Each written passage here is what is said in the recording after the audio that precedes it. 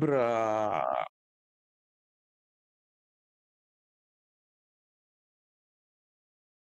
Bruh.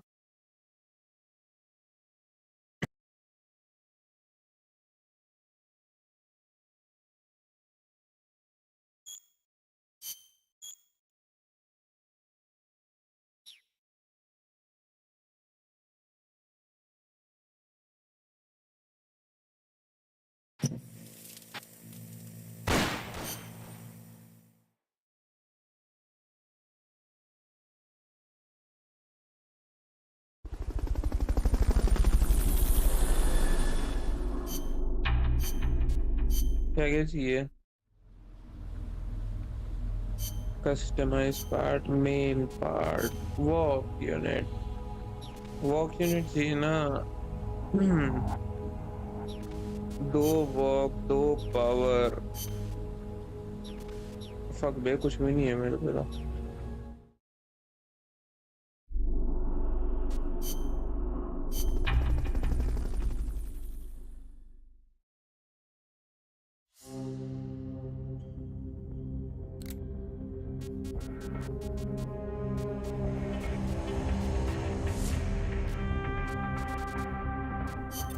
Careful, snap.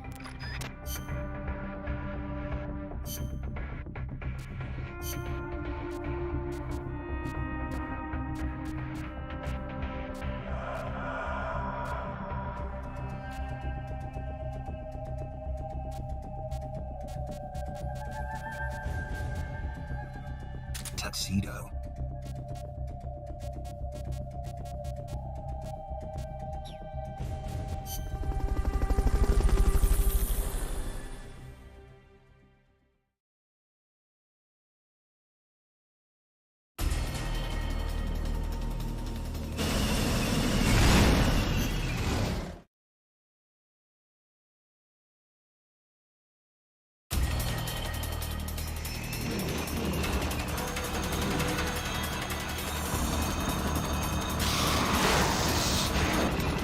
That's an AI weapon.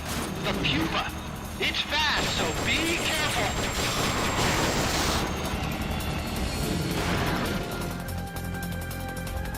Engaging shock units.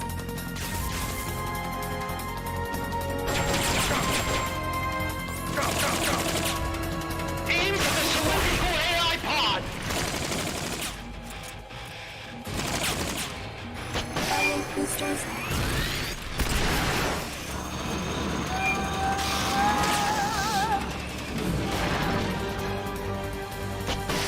Engaging shock units.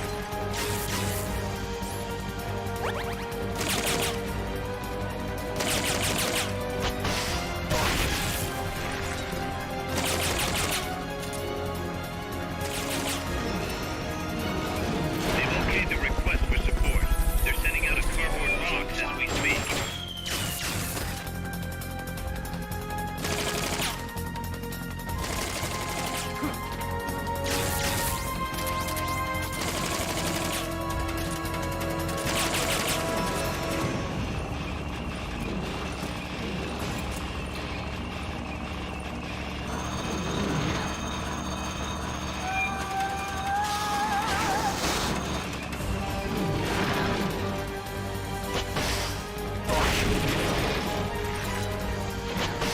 Take those lightning rods out.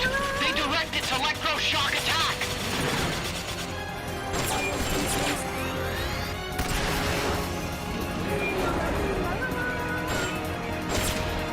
There will be some warning signs when it's coming out.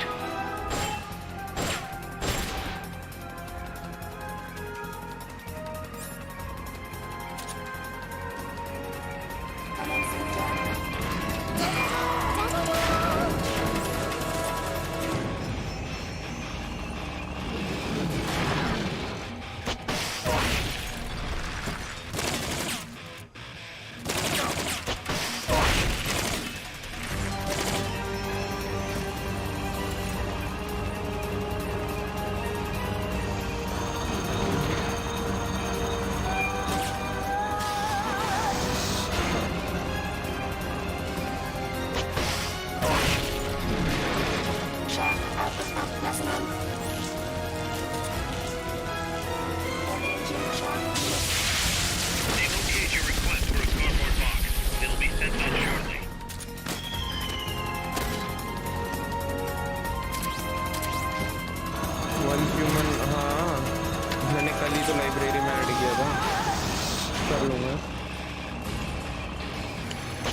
boosters.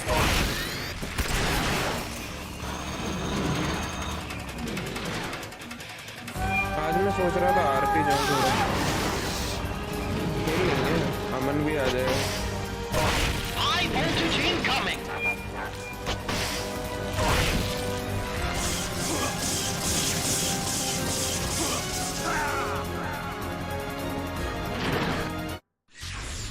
This cannot be happening. Tell me you're okay. Snake! Snake! अबे मुझे क्या बोल रहा है make it fast, साले तेरे को कितनी बार बोला है, तू आया है कभी? आज तक एक बार बता दी कि वो तू बोला है और फिर आ गया हो। उस दिन भी साले बोल रहा था That's कि an AI आज तो आ ही weapon. जाऊंगा, The आया तू? pupa. It's fast, so be careful.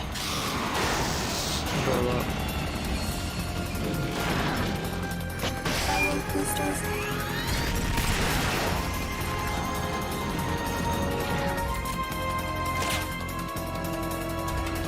Aim for the cylindrical AI pod. Engaging shock unit. New overlay, thank you, खुद बनाया है पूरा।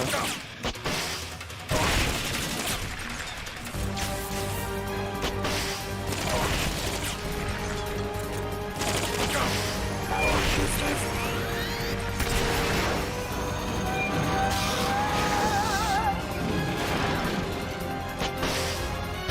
Engaging shock unit.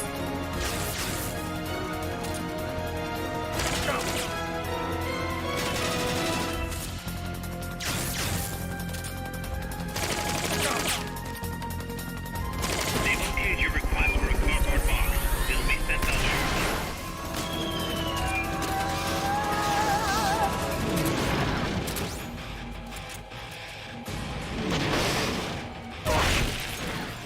Take those lightning rods out.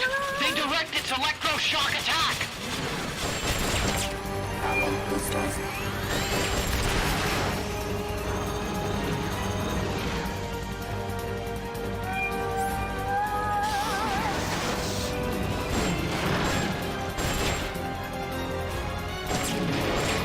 Shock power maximum. Engaging shock unit.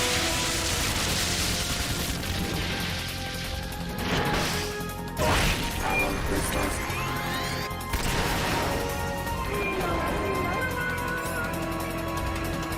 There will be some warning signs when it's coming out.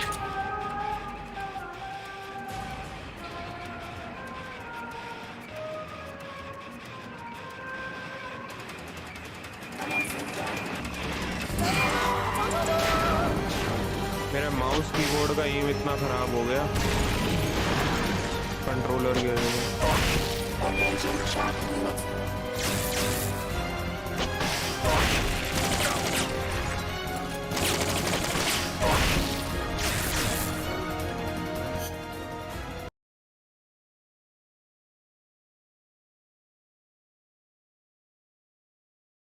Save ही कर लेता है।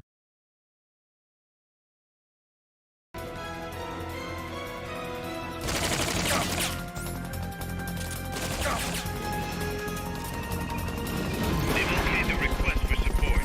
They're sending out a cardboard box as we speak.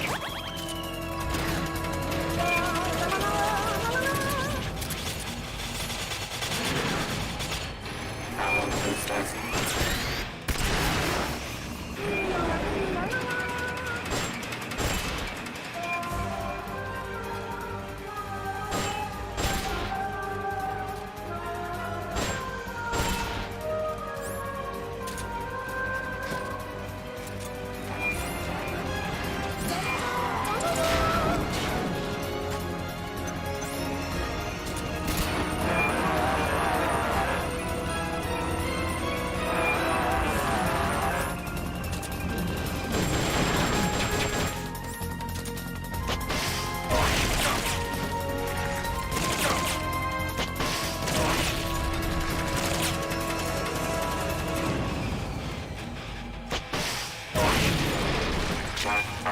maximum.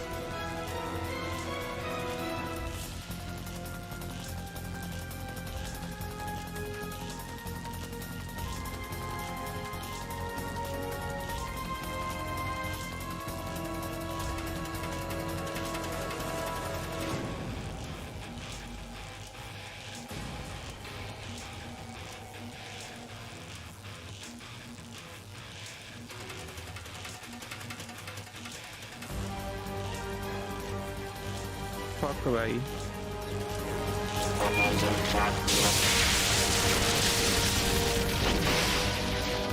अरे माता।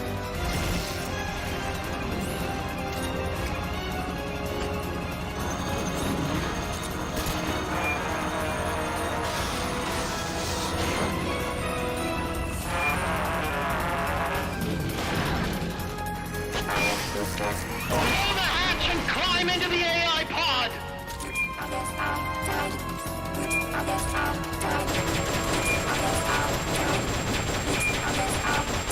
You should be able to get in the AI pod!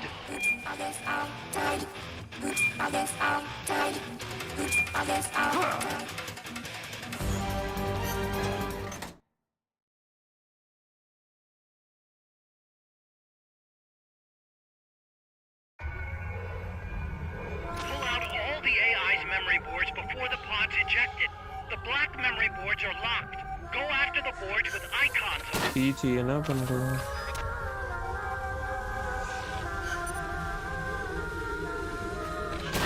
You can unlock memory boards by destroying the mechanical components that they control. Any boards you remove can be used to build our own AI weapon. Memory boards have different functions according to the icons displayed over them. Go ahead and take whichever ones you want.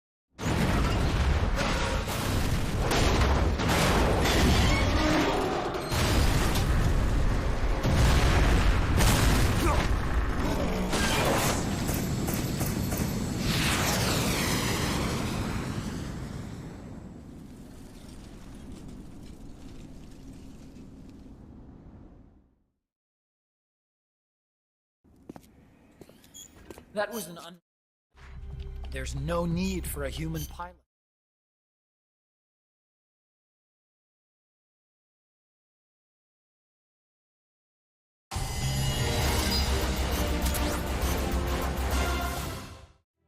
Snake.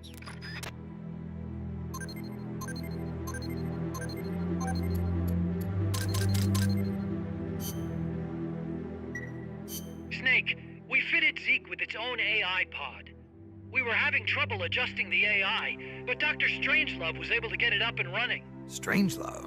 Why the surprise, Snake? Whoa, we're an army without borders. We need a deterrent against foreign intervention. That's what Zeke is for. It may even prove necessary to...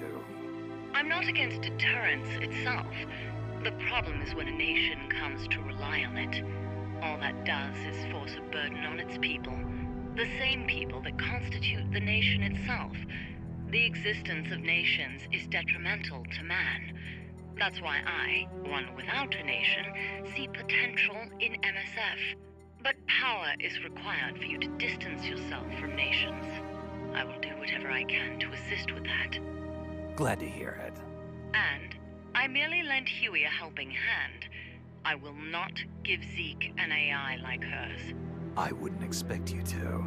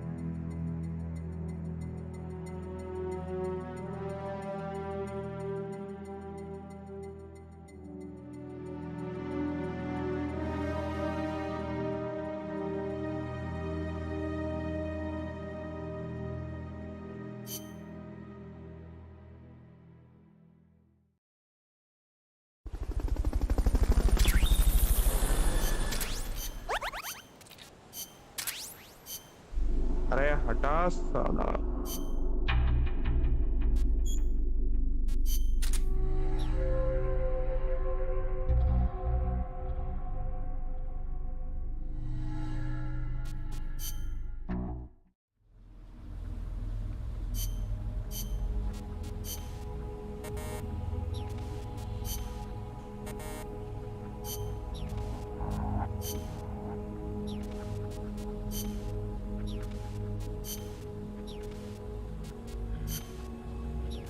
head भी बचा है, वाह।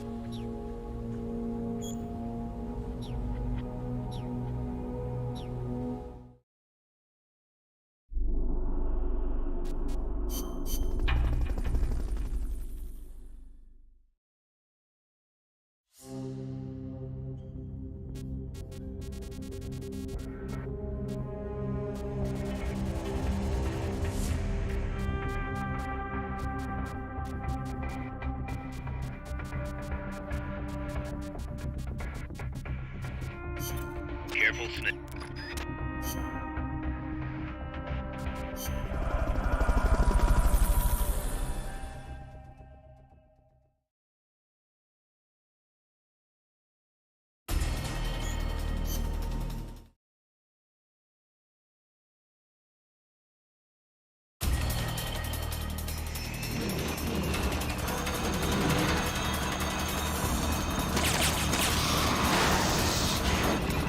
That's an AI weapon. The pupa. It's fast, so be careful.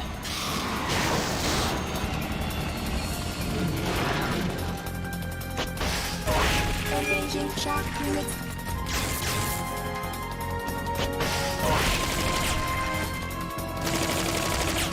Aim for the cylindrical AI pod.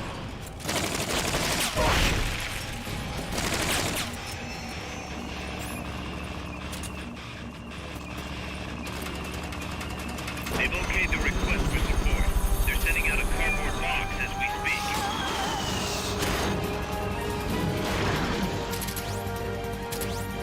Engaging shock units.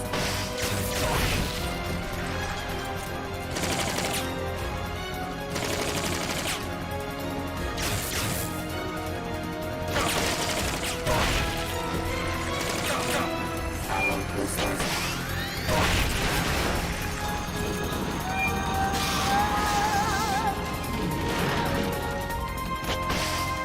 Engaging shock units.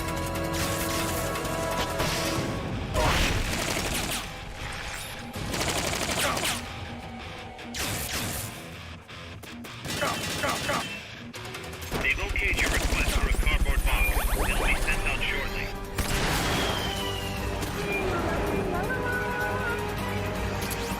There will be some warning signs when it's coming out.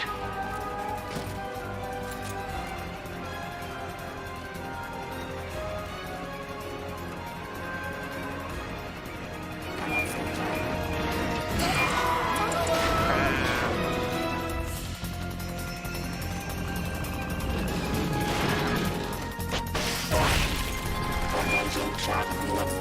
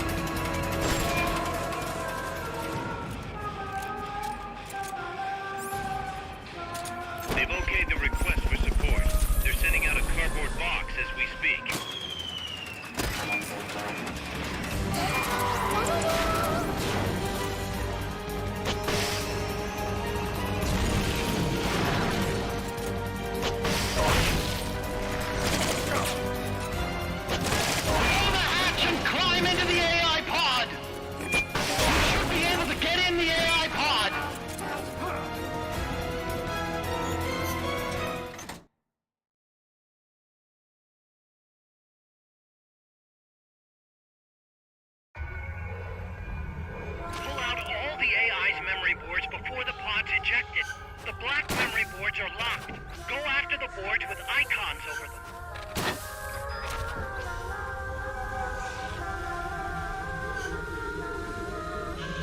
You can unlock memory boards by destroying the mechanical components that they control. Any boards you remove can be used to build our own AI weapon. Memory boards have different functions according to the icons displayed over them. Go ahead and take whichever ones you want.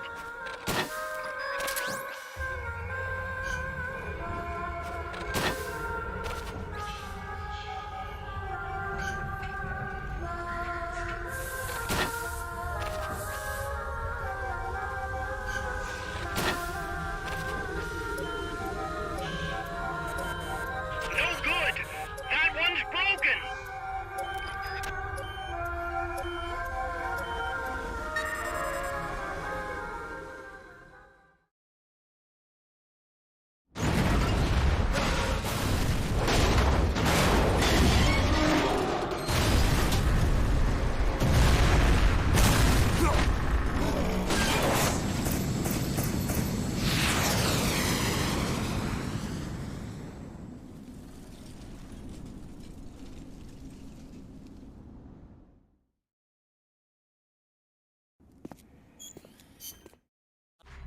There's no need for a human pilot.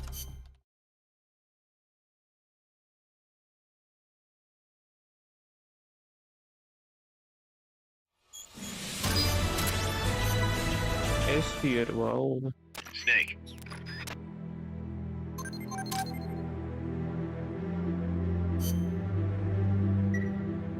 Snake, we've got a problem.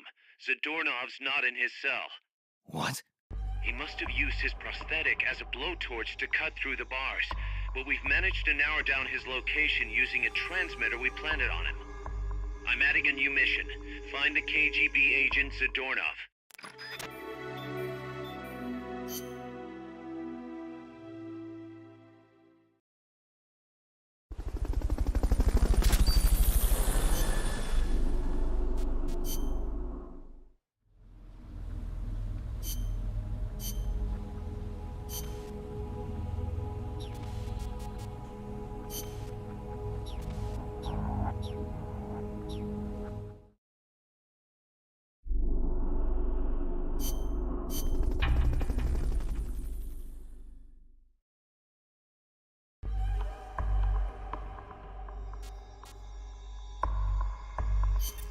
Snake, Zadornov has escaped custody. Find him.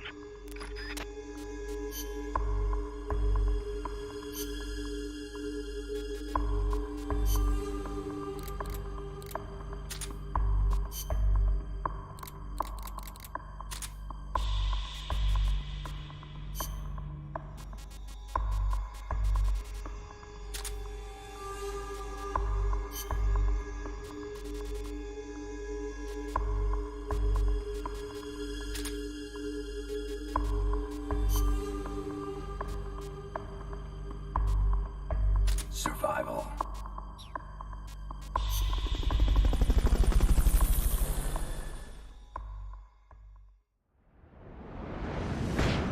Let's go, finally unlock हो गया.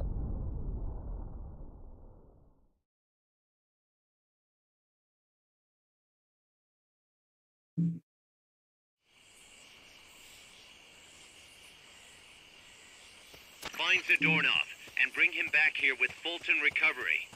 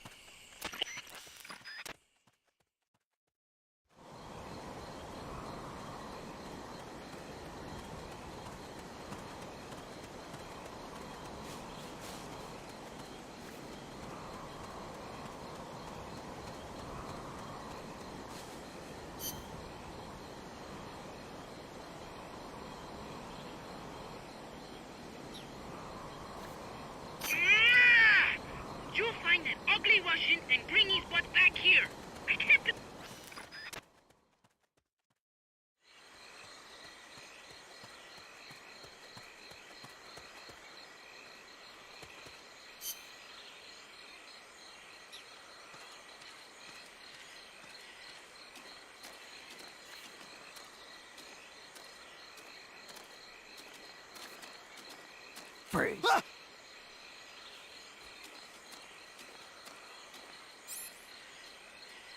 Wait.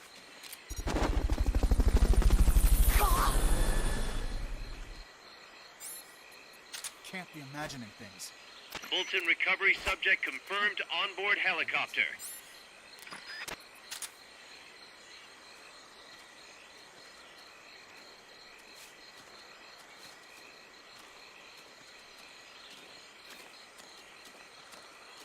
What? The enemy's here!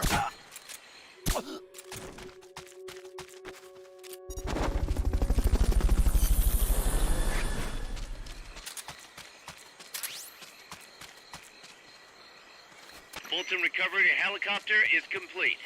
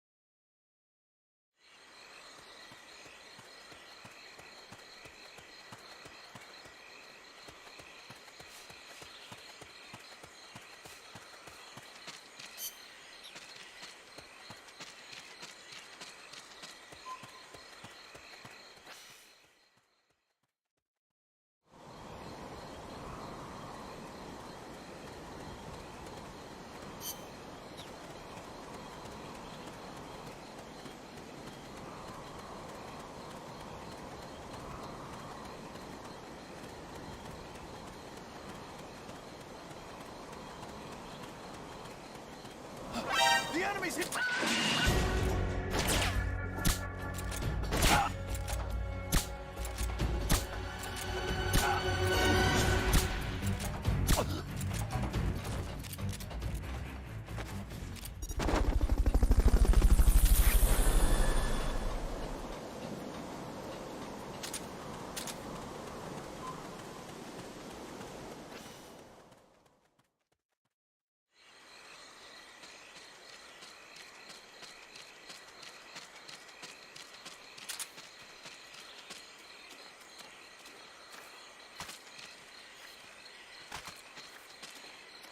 Freeze.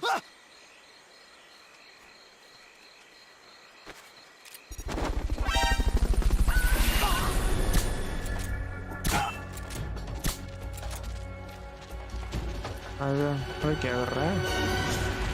कहाँ जाएगा भाई?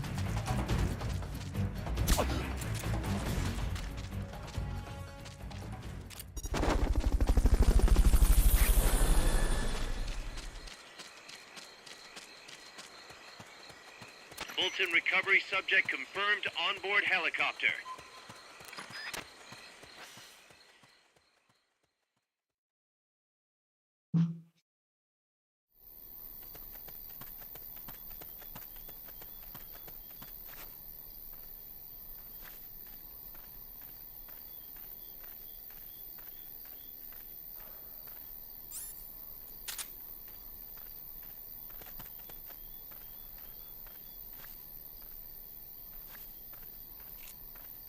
Freeze.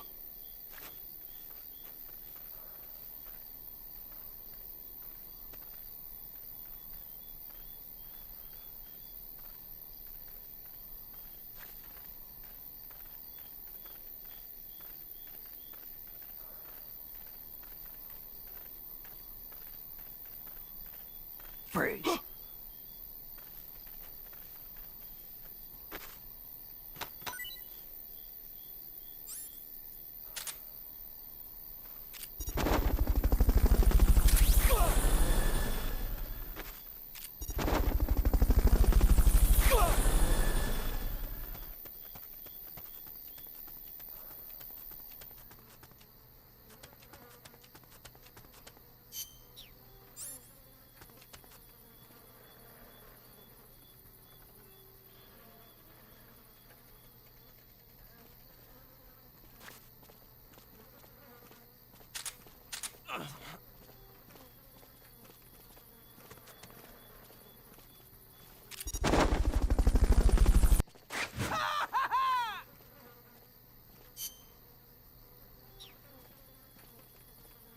Fulton recovery helicopter is complete.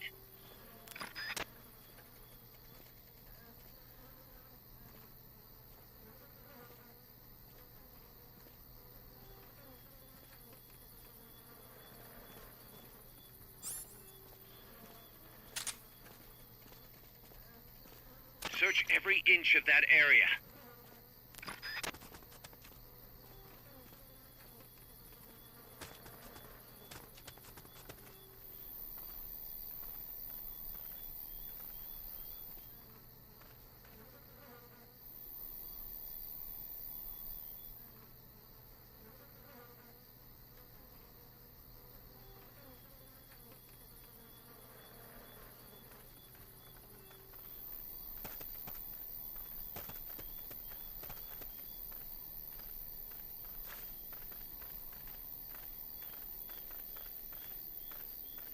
Freeze.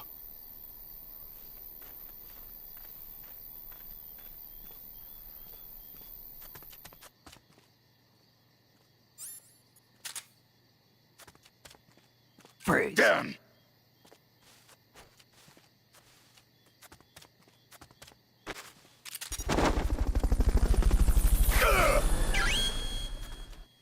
Head for the recovery zone. We'll pick you up. Mission complete. The folks कैसा back at बैठा Mother हुआ Base था will भाई, be thrilled. कैसा बैठा हुआ था।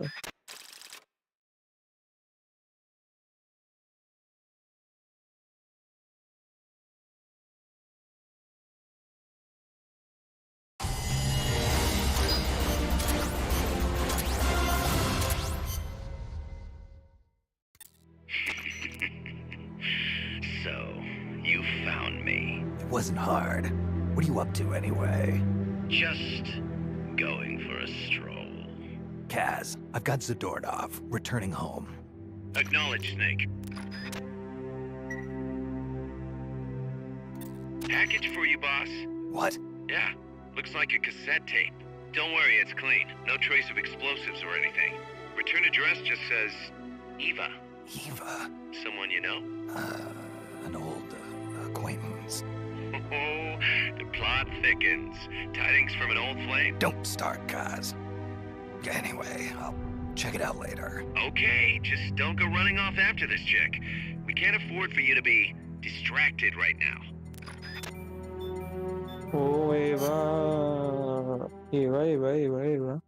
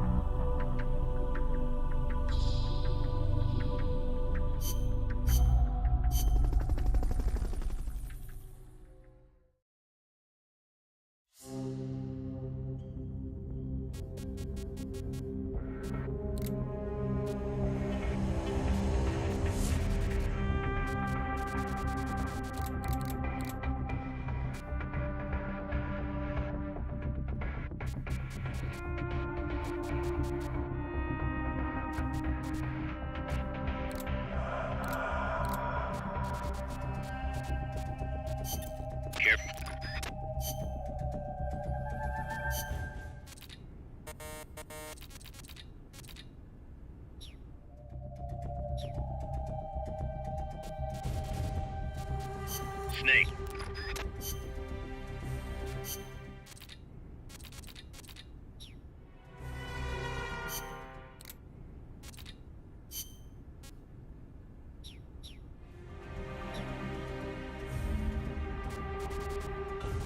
Careful.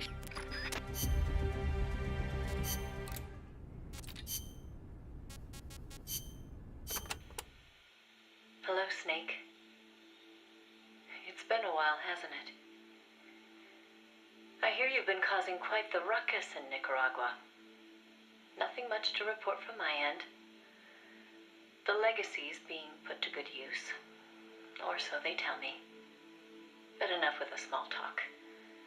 There's something I need to tell you. You saw the photo that came with this tape, right? The boss gave that to me 10 years ago. I'm sorry, I should have told you sooner. I probably should have told you right away. But sending it to you hasn't been an easy decision to make. It's taken me 10 years. Once you've heard what I have to say, you'll understand why. That photo belonged to her. I know what you're thinking. What does she have to do with this? You've probably seen it 100 times in the press already. Obviously, it's of the Mercury 7, the first group of American astronauts, the heroes of Project Mercury. But there were actually 8 people in that photo. One of them was edited out, erased, without a trace.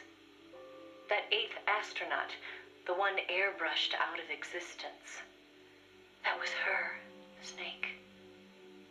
Now, why did they need to keep her existence a secret? What were they trying to hide? The answer goes back even further. 17 years ago. It was the height of the Cold War. The Eastern and Western blocs were racing to develop space technology to match their nuclear arsenals. In 1957, the Soviet Union launched Sputnik 1, the first artificial satellite. The Americans were stunned. They'd been led to believe their country led the world in science and technology. That shock quickly turned into fear. If the Russians had the know-how to launch a satellite into space, they could use it to launch a nuclear missile, too. Frantic, the U.S. threw everything it had into the space race.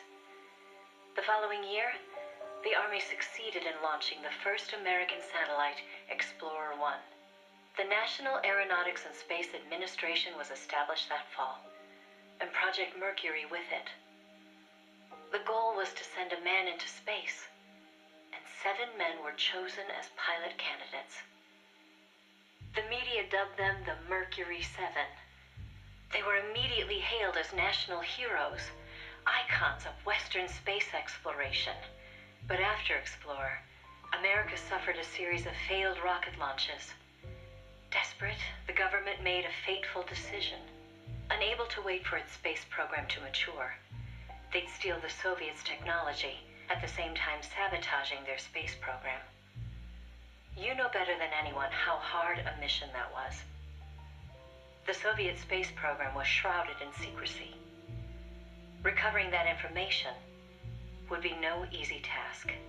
Using the help of an insider, they'd insert a sleeper agent into the research institute, or else recruit one of those insiders to do the job for them. And, if necessary, the mission leader would have to go in and sort things out themselves. Someone was needed with experience, knowledge, and superior intuition. And the only one for the job was the boss. The president himself asked for her by name. He needed someone who could be trusted with the fate of a nation. Who else to turn to but the hero of the Second World War? It was June 1959. So you see, Snake, that's why she left. That was the top secret mission that took her from you. But her selection ruffled a few CIA feathers. They didn't appreciate the president going over their head like that. The mission was tough enough already, and now the CIA was dragging its feet. She couldn't get anything out of them. No manpower, no information. Left to her own devices, the boss made a decision she knew would come back to haunt her. She decided to tap into the Philosopher's Network. And that's when the wheels of fate began to turn.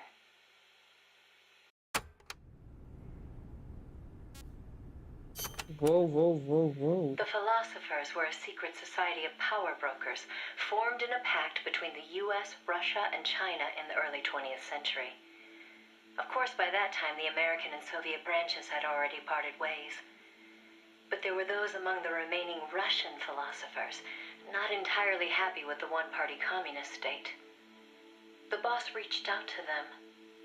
She arranged clandestine meetings in Berlin, hoping to find a way into OKB-1, the Soviets' premier design bureau. She worked tirelessly to win their sympathy, in some instances using huge sums of cash, in others by helping them over the Berlin Wall. It was a dangerous game to be playing. The Philosophers had everything on her, and not just information either. She'd given birth to a child on the battlefield, only to have them immediately snatch it away. I know she told you that story. If that child was in the hands of the Soviet philosophers, she'd be putting more than just herself in danger. But she did what she had to do. At the time, the Soviet Union was believed to have an arsenal of missiles far greater than that of the United States. If that proved to be the case, Moscow would be free from the yoke of nuclear deterrence, raising the possibility that the Soviets might actually launch nukes if they felt it necessary. As you know, the so-called missile gap turned out to be a Soviet bluff. Moscow had gone to incredible lengths to perpetuate the lie. In fact, the whole space race was really just a part of an elaborate ruse. Only we didn't know that at the time. She used to joke that even she swallowed the whole missile gap story, hook, line, and sinker. She put her life on the line, for the sake of her country, to prevent nuclear war. And it was because of her sacrificial efforts that America succeeded in placing a sleeper agent inside OKB-1. NASA began to receive huge volumes of technical data from the Soviet program. By the end of 1959, they'd succeeded in sending a chimpanzee named Sam on a ballistic rocket flight. The rocket never left the atmosphere. But all the same, it was a huge success for NASA, restoring confidence in its technology. Then, just when the operation was starting to produce results, the CIA came calling. "You're a war hero," they said. "No need for you to dirty your hands with this sort of black ops. We'll take it from here." In effect, they wanted to reap the rewards for themselves. But the boss didn't object. "My part is over," she said. "I don't care what you do with the data now." It seemed as if NASA was making great strides toward manned spaceflight, while the Russians lagged behind. They even got a report from their mole at OKB-1. "The safe return of Sam has sent our scientists into a panic," he said. Soon afterward, the Soviet Union sent an animal of its own into space on Sputnik 2, the dog Kudryavka, better known to the world as Laika. But Laika was fated never to return to Earth. The U.S. can recover its spacecraft from the ocean upon re-entry. But the Soviet Union only borders the frozen Arctic. They had to bring their spacecraft down on land. How could they soften the impact enough to bring a living creature back safely? The agent reported that the Soviets hadn't yet found a solution to that problem. The plot to sabotage the Soviet space program seemed to be working, too. First, they tampered with Sputnik 4's re-entry. Then, 2 months later, one of their rockets exploded on the launch pad. They did manage to send 2 dogs into orbit aboard Sputnik 5 and return them safely to Earth. But the agent dismissed it as a fluke. Dogs, sure, but humans? They didn't have the technology. Everybody believed it. Everybody was complacent. Everybody. Except the boss. There was something about the Sputnik 5 schematics they were getting that didn't seem right. Some kind of ejection device on the capsule that didn't quite belong. She couldn't figure out the reason why it was there. What was it supposed to eject? NASA shrugged off her concerns. They figured it was probably meant to eject the flight recorder in case of an accident. The boss pleaded with them to investigate, but the CIA wasn't having it. They probably thought she was trying to reclaim some of the glory for herself. The boss wouldn't give up. She decided to head to the Soviet Union herself, alone, without any backing from the CIA. By the beginning of the next year, 1961, she'd succeeded in infiltrating OKB-1. That's when she saw the truth, for the first time.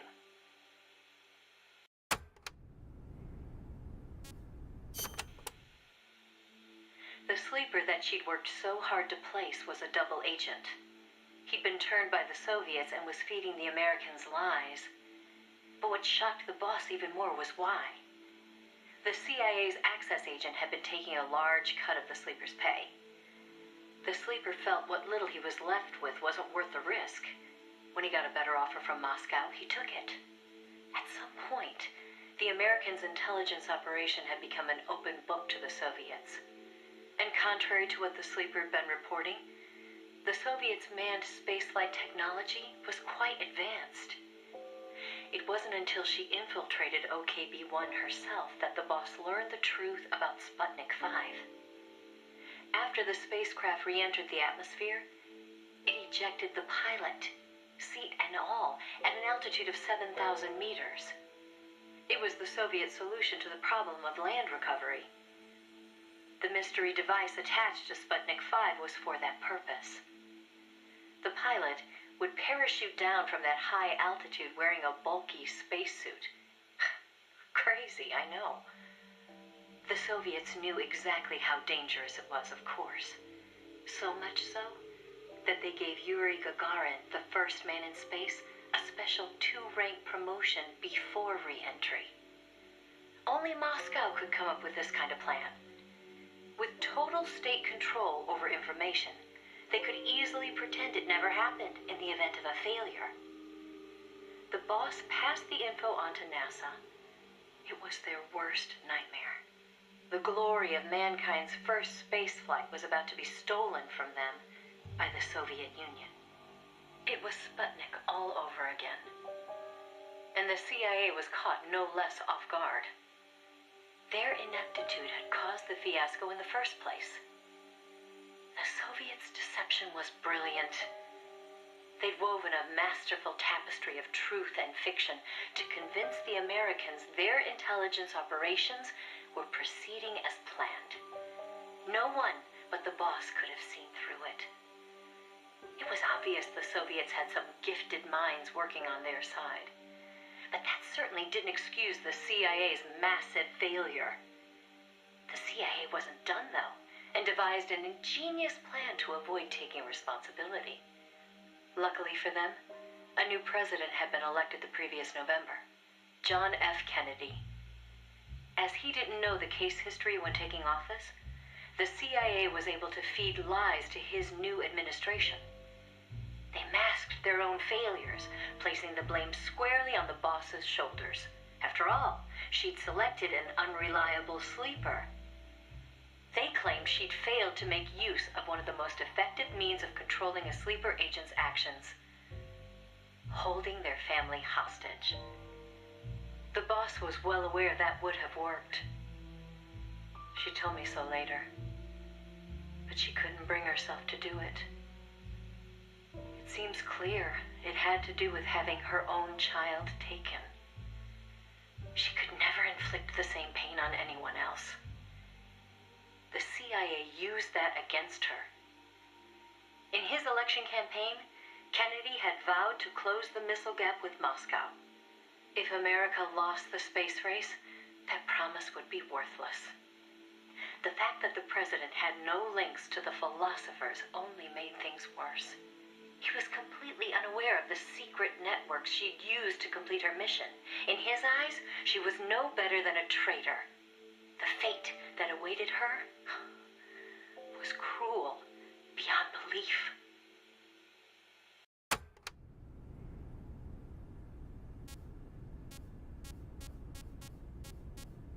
ये कितनी है? The order came down from above. The boss would take the official blame for the sleeper's betrayal. More so, she'd serve as the guinea pig for NASA's manned spaceflight program. By then, NASA had gotten as far as sending a chimp named Ham into space. Now came a whole battery of ground tests to pave the way for a human to take its place. High G tests, zero G tests, spacesuit tests, simulations in pressurized oxygen environments. Some of the tests were highly dangerous, too dangerous for the Mercury 7, who were by then already media darlings. So the boss was made to stand in for them. She could have refused the order, argued her side of the story against the CIA, but she didn't. The way she saw it, her military experience made her a potentially valuable asset to those tests. She felt it was her duty to accept. She soon proved herself right. The boss was more than just a guinea pig. She drew on her experience to give the staff focused advice exactly where it was needed. NASA's space program took off again. At the rate they were going, putting a man in space seemed within reach. The higher-ups at NASA were impressed with her talents. They took to calling her the 8th astronaut, the Mercury Lady. The photo I sent you was taken around that time. I suppose maybe they were planning to use it as propaganda, the world's first female astronaut. But then, just as things were looking up, they hit a new snag. The government told them to add a window. There were no windows in NASA's spacecraft back then. Ham never saw the stars around him. But Washington insisted. Their sources told them Soviet spaceships had windows. Space exploration as a form of propaganda in itself. After all, what was the point of sending a man into space if he couldn't tell the world what he'd seen? Most of all, though, they simply couldn't have the Russians doing something they couldn't. It was sheer madness, and everybody knew it. NASA was already facing impossible deadlines. Now they were adding yet another element of uncertainty to the mix. Installing a window would both weaken the spacecraft and make it harder to shield the occupant from cosmic rays. They weren't about to put their Mercury 7 golden boys in that kind of danger. So the boss was chosen as the pilot instead. Even if she made it up into space, she was given less than a 20% chance of returning to Earth alive. But she took it in stride, even helping them make the necessary design changes to the Mercury capsule. It was like going to work every day at NASA to make her own coffin. Then, without warning, the US received intelligence that the Soviets had moved their Vostok spacecraft to the launch site. The launch was set for the following day, April 12th, 1961.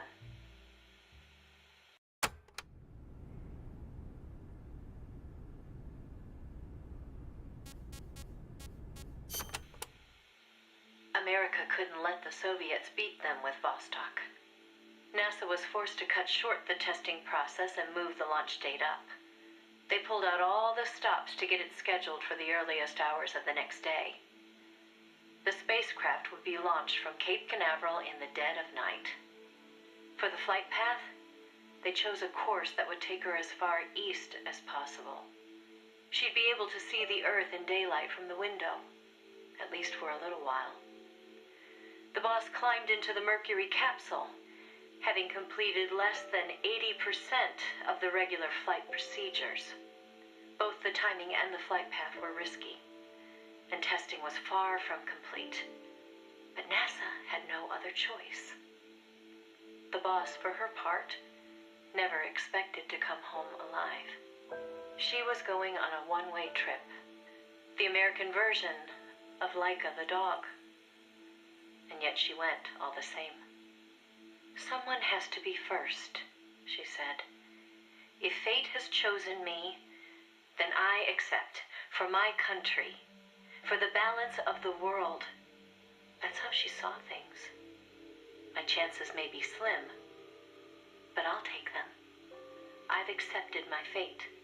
If anyone can get through this, I can. Then, on April 12th at 1:30 in the morning, the boss entered space. It was nothing short of a miracle. First, that she'd made it in an incomplete spacecraft. And second, that her flight coincided almost exactly with Gagarin's. As the sun rose over the horizon, and cosmic rays began to bombard her through the window, she saw the Earth. I think you've heard the story before. It was a world without borders, a perfect jewel. All nations, all ideologies. They seemed so far away. It almost made her laugh, knowing that they'd risked so much to beat the Soviets by a few short minutes. If she'd seen Vostok from her window, she probably would have waved. But the two spacecraft were destined for very different fates. Gagarin circled the Earth and returned to the Soviet Union, safe and sound. The Mercury capsule, on the other hand, deviated from its planned re-entry angle. The addition of a window had thrown the capsule's aerodynamics off balance. The boss's coffin veered wildly off course and began to plunge earthward.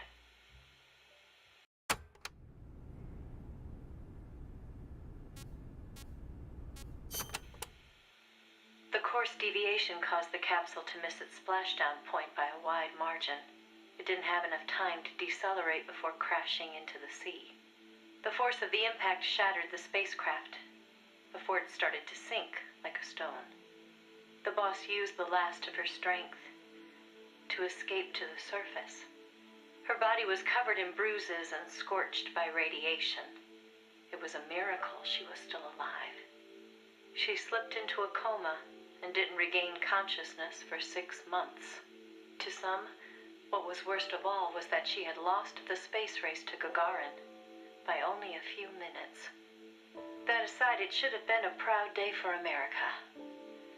Its first manned spaceflight. Sadly, her accomplishment was kept out of the history books. An attempt to save face by Washington. In contrast to Gagarin's orbital flight, America had only managed a ballistic trajectory. Her flight time was much shorter, too. And most importantly, the Soviets had brought back both spacecraft and pilot safely. NASA couldn't even conjure up a half-hearted tale of heroic survival. The coup de grace, though, was the Soviet propaganda campaign that kicked into gear after the flight. The Earth was blue. Those were the words of Gagarin on his return, and the whole world was listening.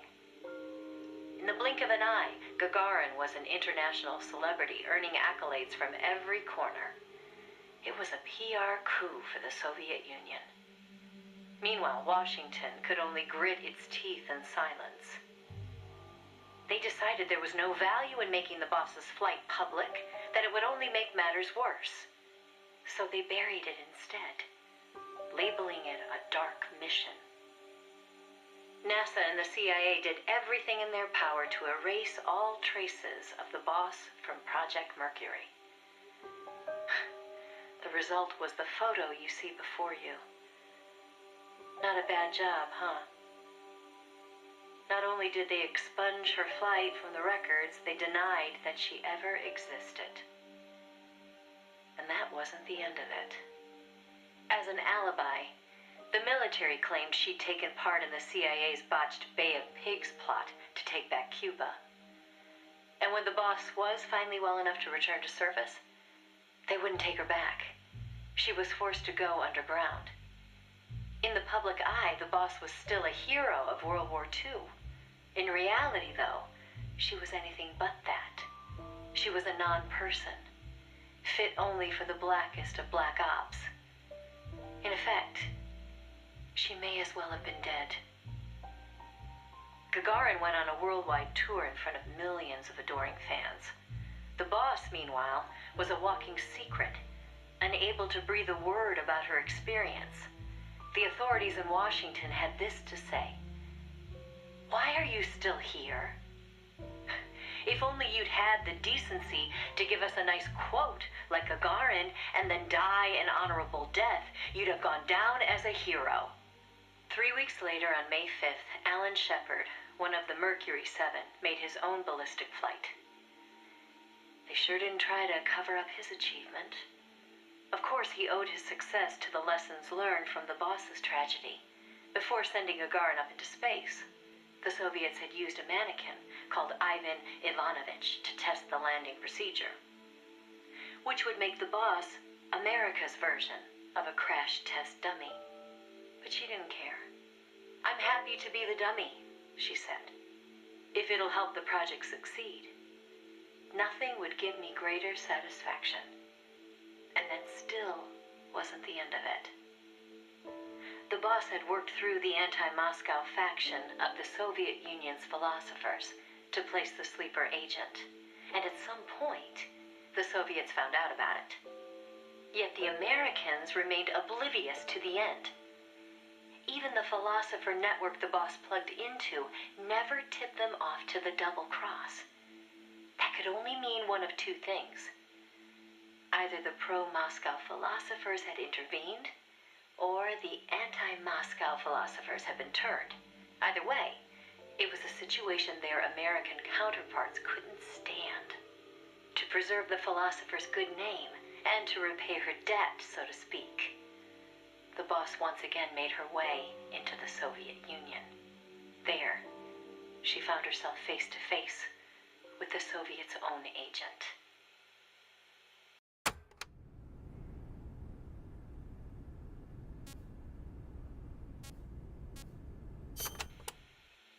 And who should she find awaiting her return to Russia? The one who'd turned her sleeper against her, who'd fed them lies all this time. It was her former comrade in arms, the father of her child, the man known as the Sorrow. He didn't know it was the boss who'd sent the sleeper.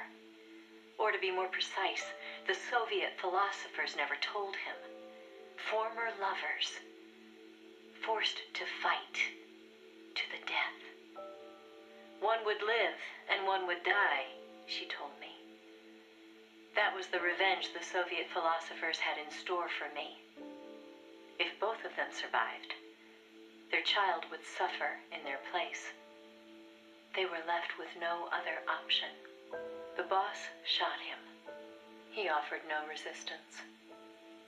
When she returned from the Soviet Union, there was no place left for her to go. She'd sacrificed everything. Everything. For her country. And in return, they treated her like a dead woman. She was made a scapegoat for no good reason. Only because power had changed hands in Washington. Any lesser being would have long since cracked. It was then that one of her old SAS comrades reached out to her, Major Zero, and so Fox was born. She undertook a mission that, well, you should know better than anybody. You were a part of it.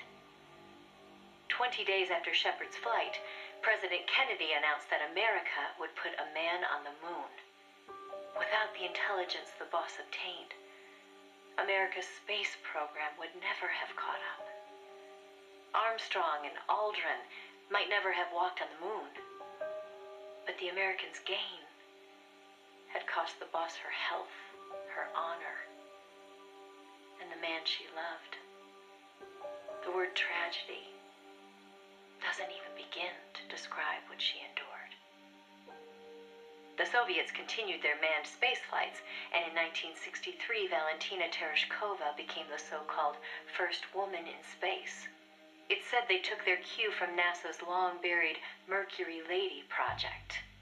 And so that, Snake, is the mission that kept her away from you for so long. Now, I know what you're thinking. Why not use me as her agent? She knew I'd never even think of betraying her. I think it's because she didn't want to drag you into it. She probably knew what was going to happen. To complete the mission, she'd have to turn to the philosophers, and once she did that, whatever came of it, there'd be a price to pay.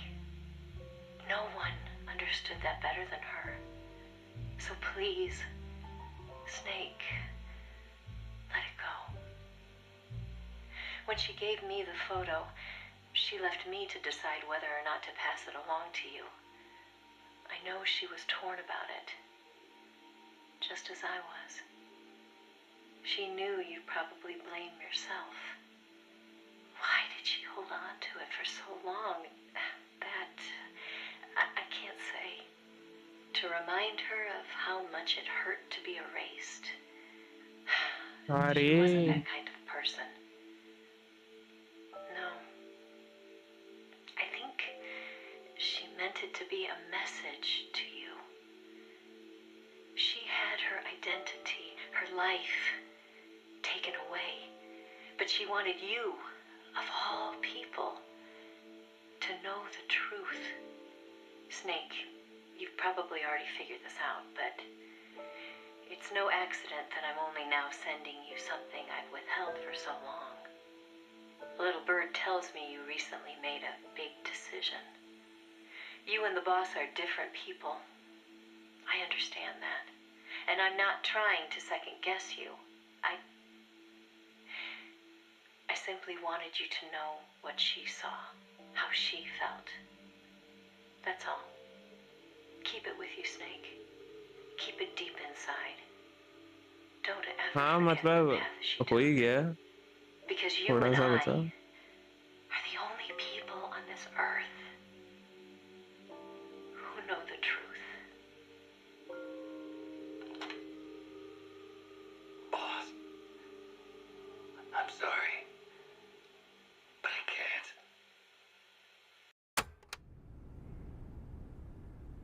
तो भाई मुझे थोड़ी पता होगा कि कैसा सा है और नहीं है, और आँख ही आँख है। लास्ट मिशन है, चेक करने दे।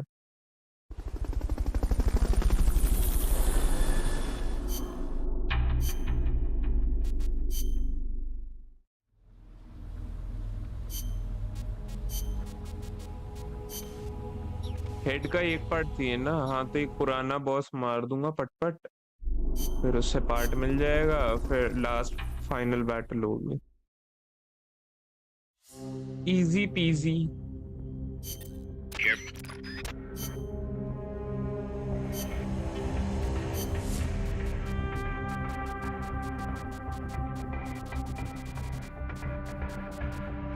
Tuxedo.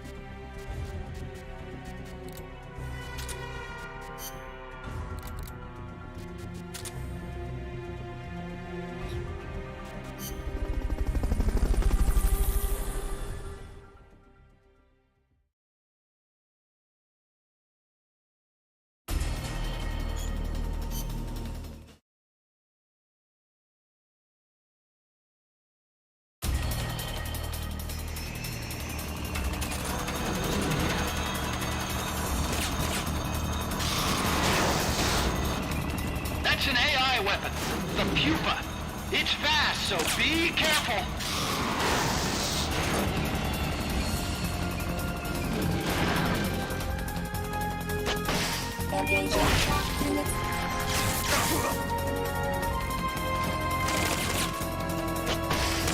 Line flat to avoid getting hit when it charges.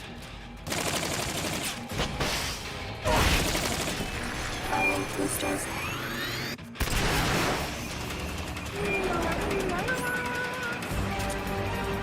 There'll be some warning signs when it's coming out. They've okayed the request for support. They're sending out a cardboard box as we speak.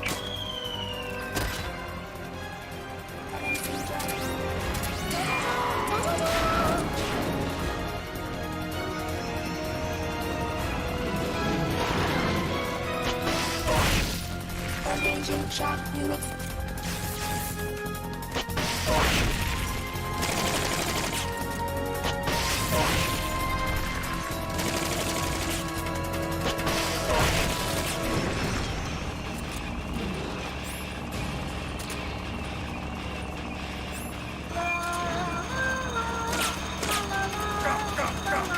They've okayed your request for a cardboard box. They'll be sent out shortly.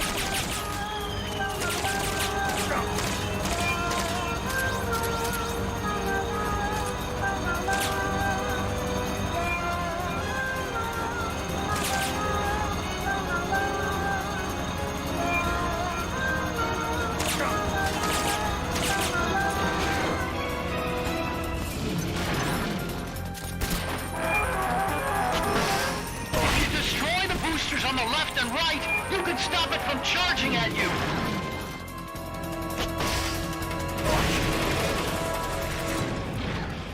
Take those lightning rods out. They direct its electroshock attack. Boosters.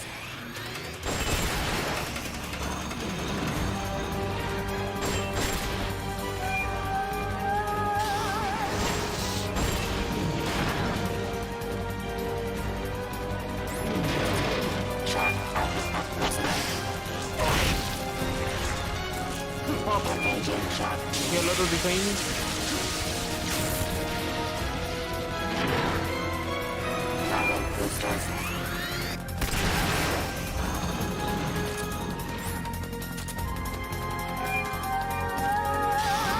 They've okayed the request for support.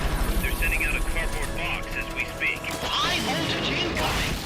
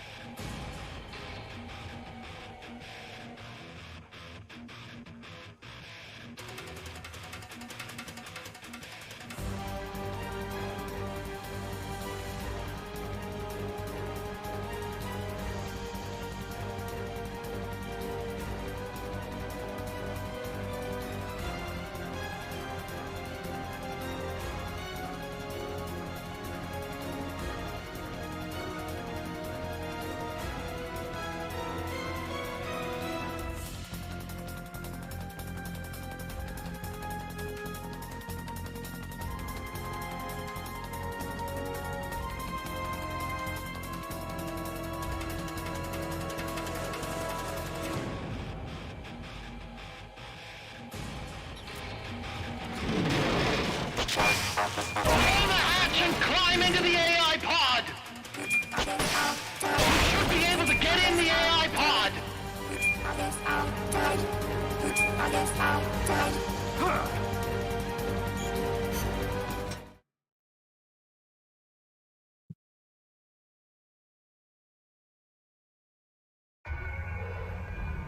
Pull out all the AI's memory boards before the pod's ejected. The black memory boards are locked. Go after the boards with icons over them.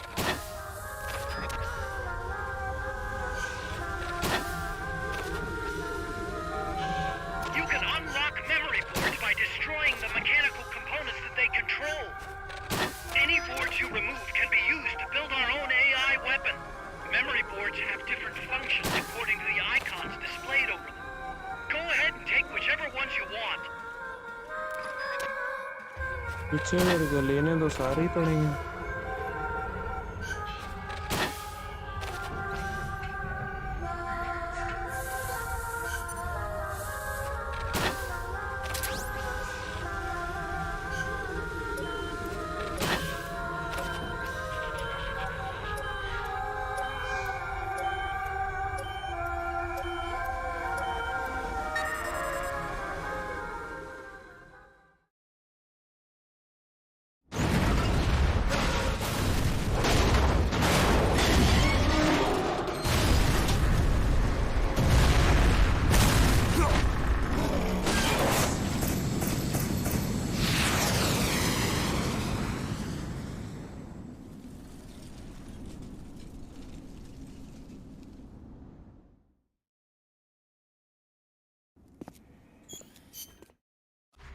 There's no need for a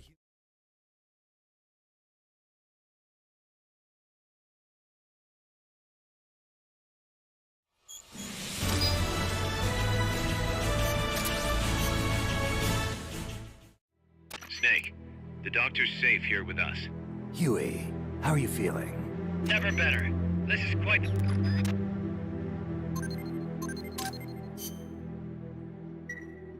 Snake, I'm proud to announce that preparations for Metal Gear Zeke are complete. We can activate it any time. Got it. Thanks, Huey. No need to thank me. At least now I can finally say I helped you with something. You can use it in outer ops, too. Just select Zeke when you're forming your unit. Be sure to take it out for a field test. Okay. You can change weapons and check memory boards just like before. Use your observations from a field test to make any adjustments. A work in progress, huh? There's something I need to discuss with you, boss. Get to the point, Kaz. We recovered the nuclear warhead that was loaded onto Peace Walker from the bottom of Lago Kosibalka. What? Warheads are radioactive, even if they're relatively stable. If we just left it there, it would contaminate the lake, or fall into the hands of terrorists. Creating another crisis. Right. So while the White House is figuring out how to cover its ass, I thought we'd take some precautions. What did you have in mind? Load it onto Zeke. What? What else would we do with it? Zeke is our deterrent. To protect ourselves from nuclear attack, we need a nuclear weapon ourselves. Of course, if you're not on board, we could always dispose of it. But it won't be easy getting another nuke. This is a golden opportunity. We could always get rid of it later. Load it onto some fishing boat and leave it out in the middle of the ocean. No one would ever know it's there. But if you want to get rid of it, boss, we'll get rid of it. No, don't. As long as there are nukes out there, we need one ourselves if we're going to be a world power. I knew you'd see it that way, boss. So as long as we stand apart from nations, we need something to put us on equal footing. In a way, MSF is a country itself. And we just became the world's 7th nuclear power. Nuclear power.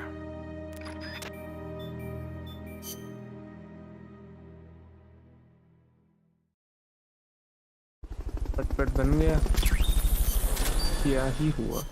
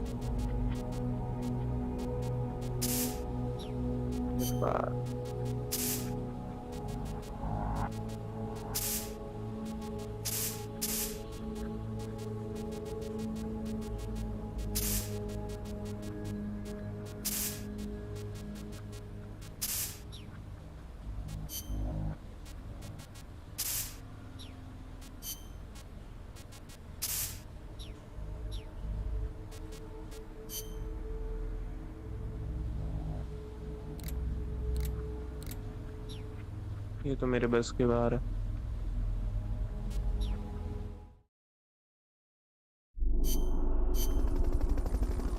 बस इस battery का game ही खत्म करूं पैंच।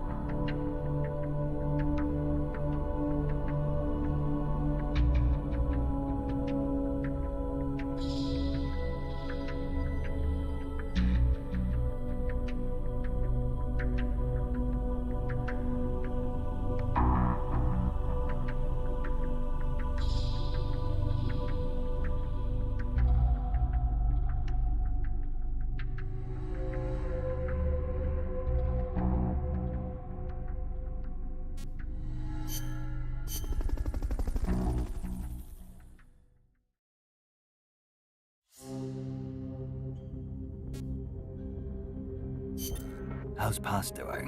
Okay so far. Still shocked about being lied to by Zadornov, but she's actually getting along great with the crew here at Mother Base. Really? That's good to hear. Still, it's gotta be depressing for a girl her age to be cooped up on an offshore plant all day. Even if it is only temporary. I bet she'd love it if you took her out somewhere once in a while.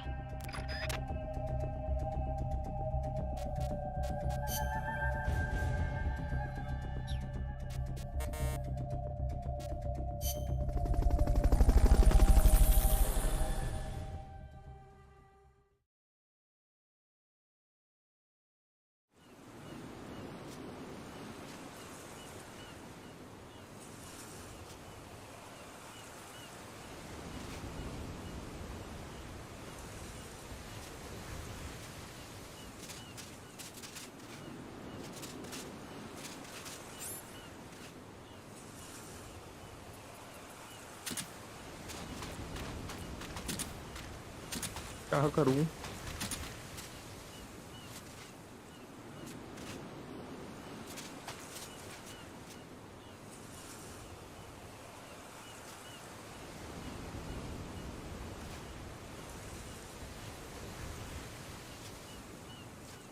CQ से दूं? अबे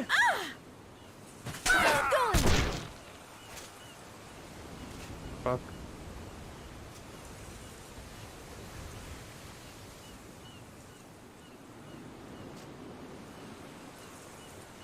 ये क्या हो गया है?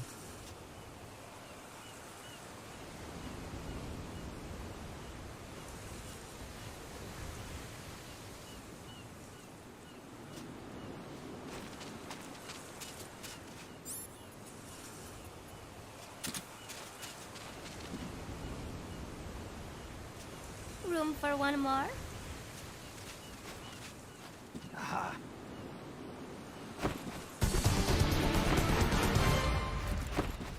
Over already?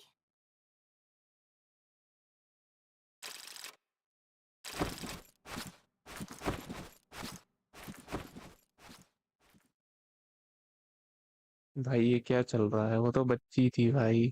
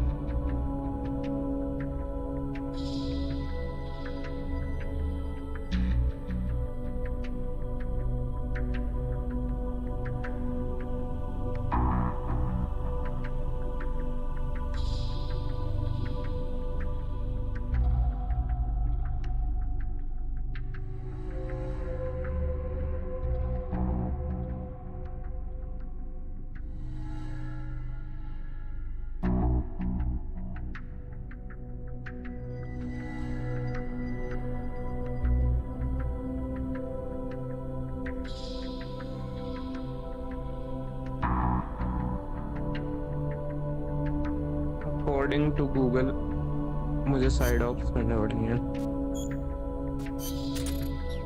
भर के, क्योंकि मैंने स्टार्टिंग में सारे स्किप करे थे, सारे आटू झाटू करने पड़े।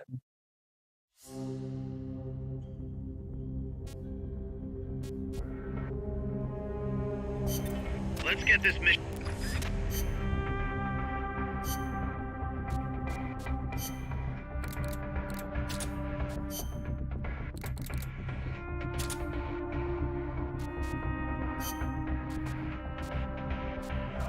Survival.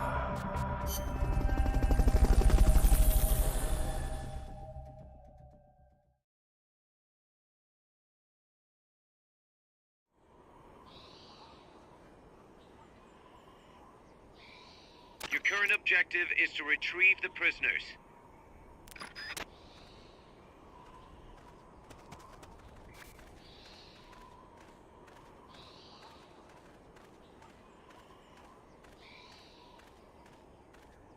Freeze.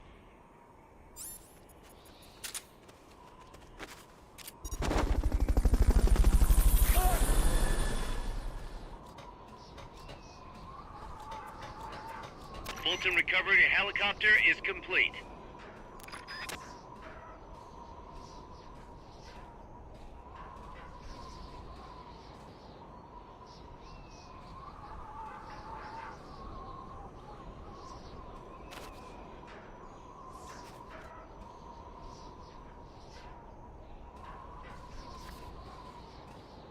Freeze.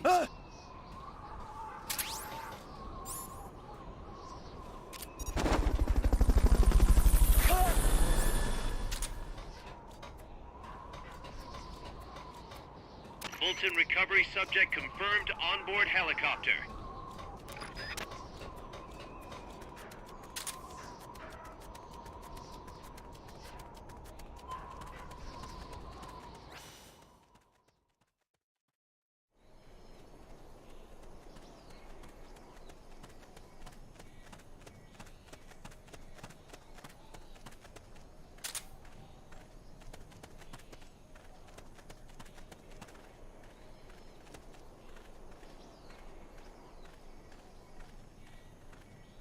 Freeze.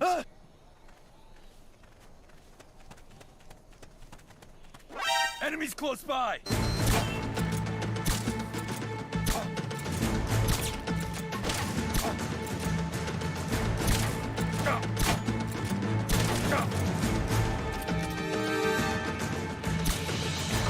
Understood.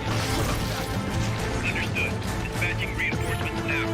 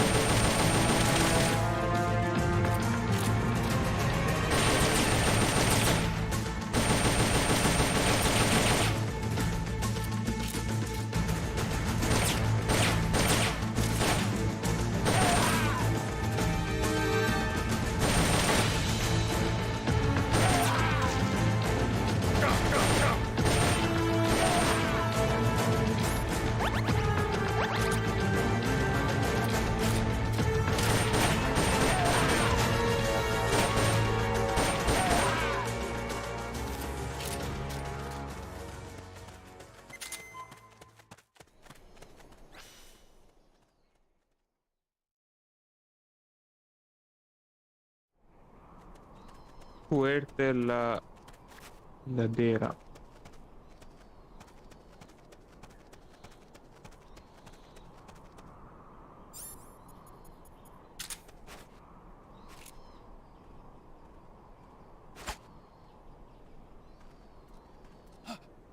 I heard something.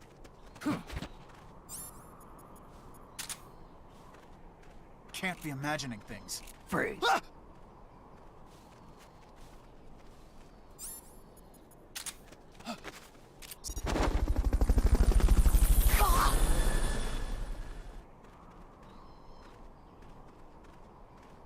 Fulton recovery helicopter is complete.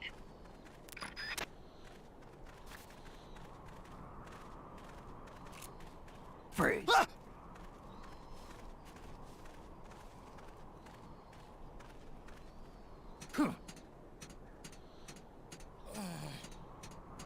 Watch it. There might be bombs planted next to those prisoners.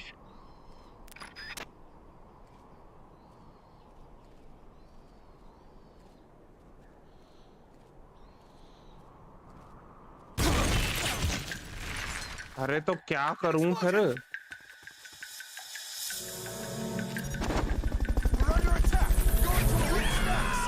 Understood. Head for the recovery zone. We'll pick you up there. Extra caution.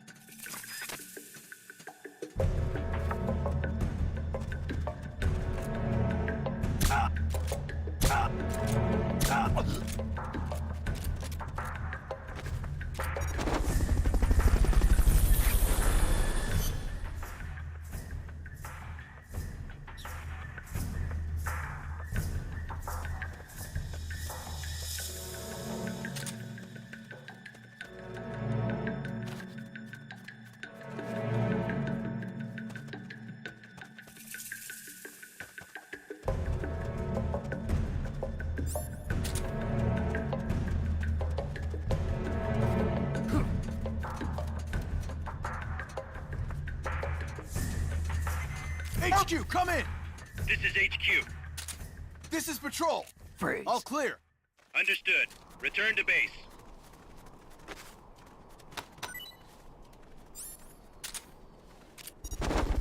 बच कैसे गया भाई मैं?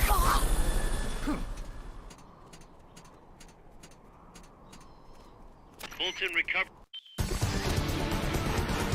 You did it. Keep it up.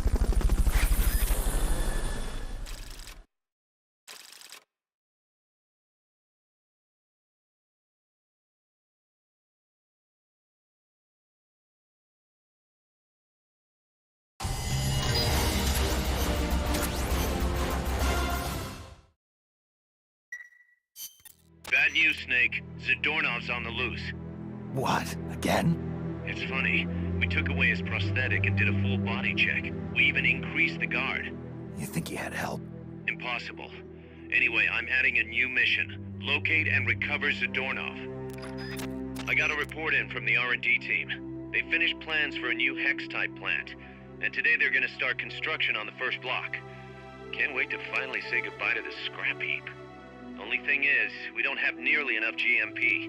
We'll need to recruit more soldiers to get more GMP. You know what to do, Snake.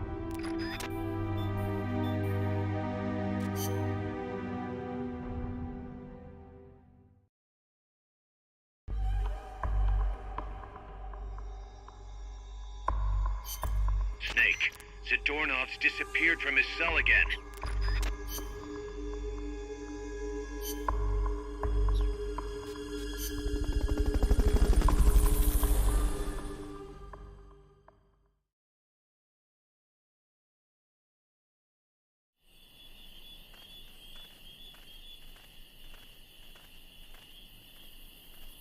Find Zadornov and bring him back here with Fulton recovery. Freeze.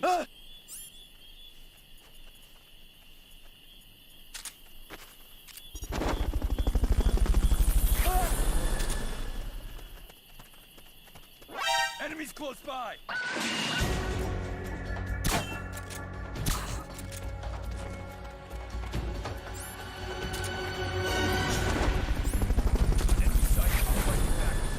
Understood. Dispatching reinforcements now.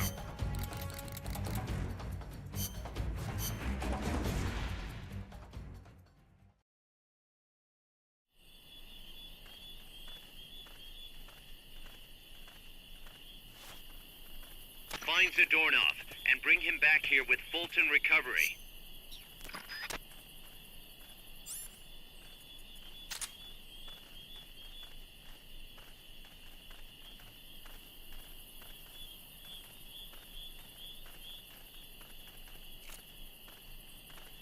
Freeze.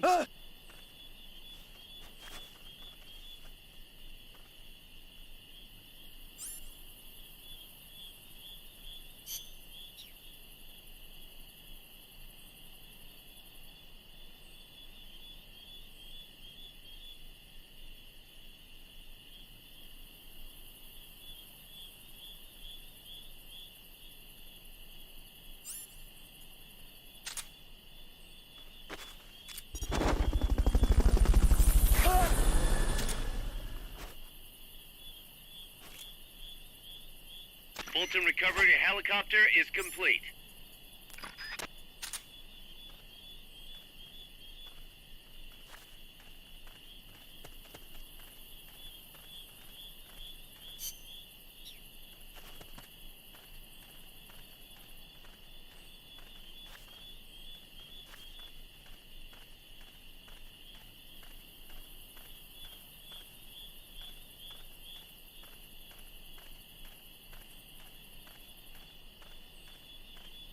Freeze.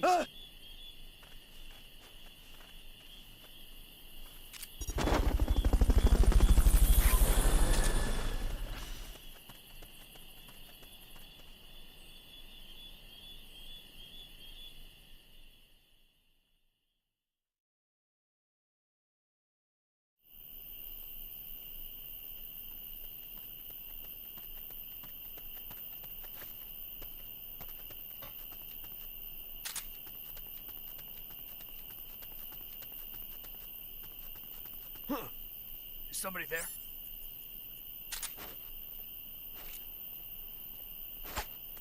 Huh. What was that? Hey! Huh. Is somebody there? Freeze. Ah!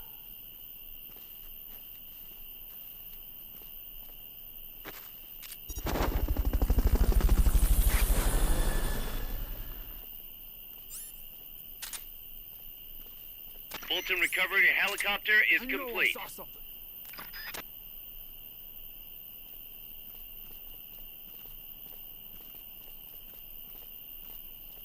Freeze. Ah!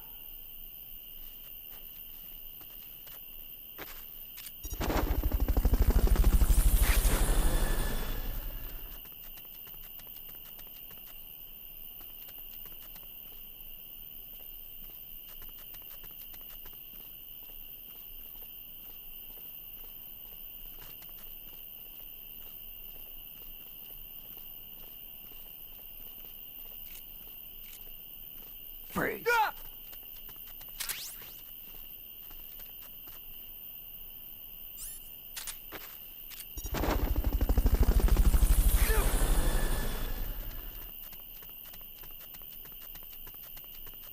That area is not part of the mission. That's outside the scope of this mission.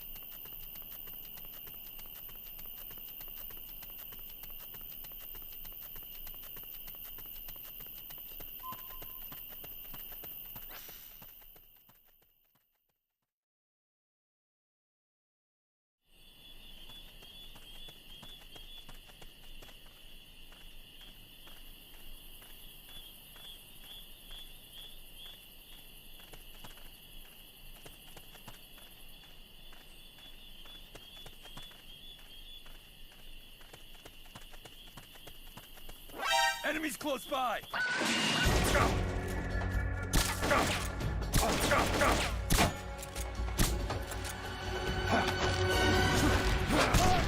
Enemy sighted. Requesting backup. Understood. Dispatching reinforcements now.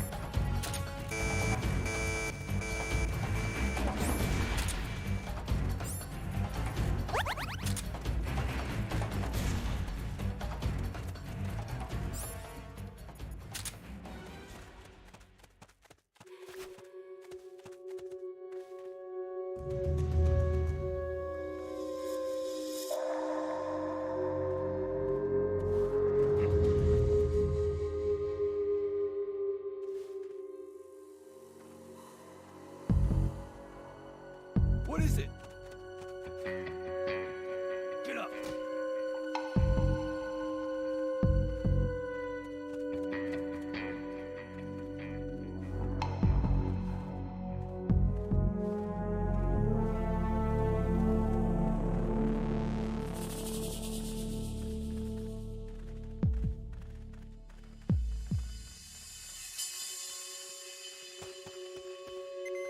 HQ, come in.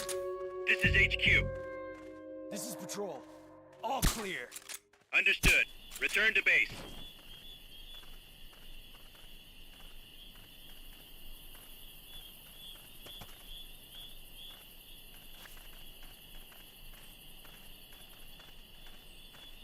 Search every inch of that area.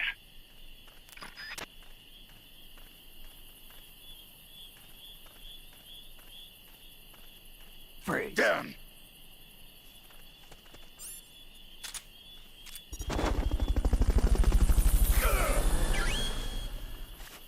Head for the recovery zone. We'll pick you up there.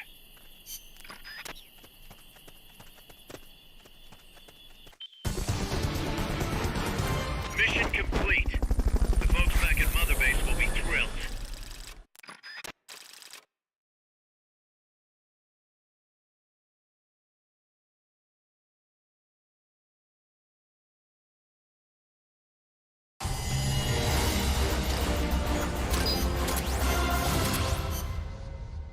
भाई ये game है ना Kaz, I cut Let's Zadornov. Impossible. I thought I'd made it. Acknowledged and appreciated.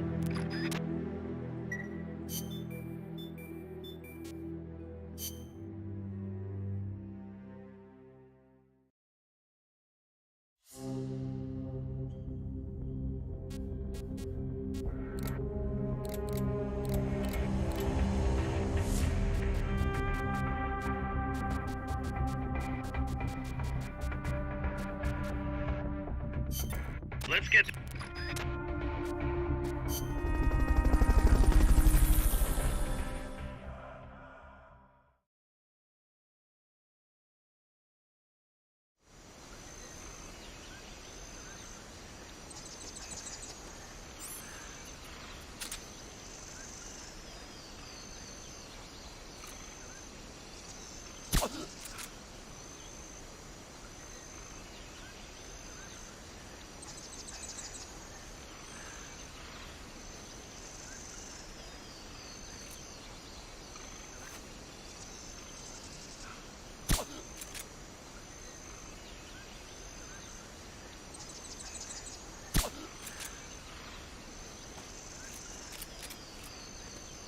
Here he is.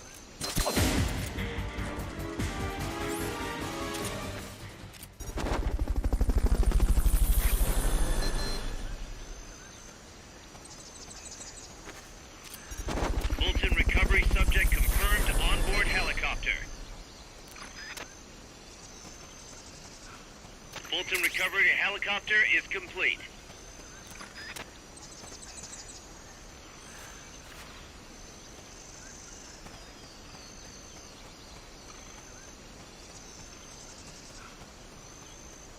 That area is not part of the mission.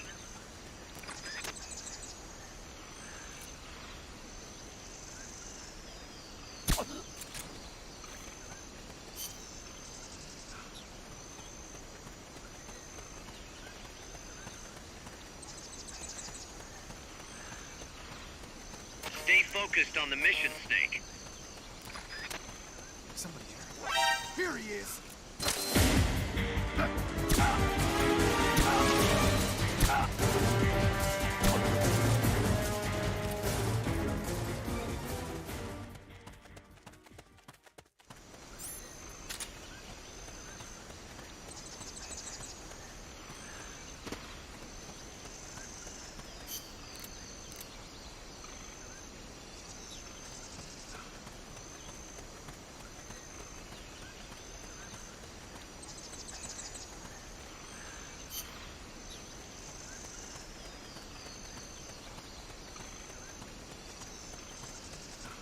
That's outside the scope of this mission. That area is not part of the mission.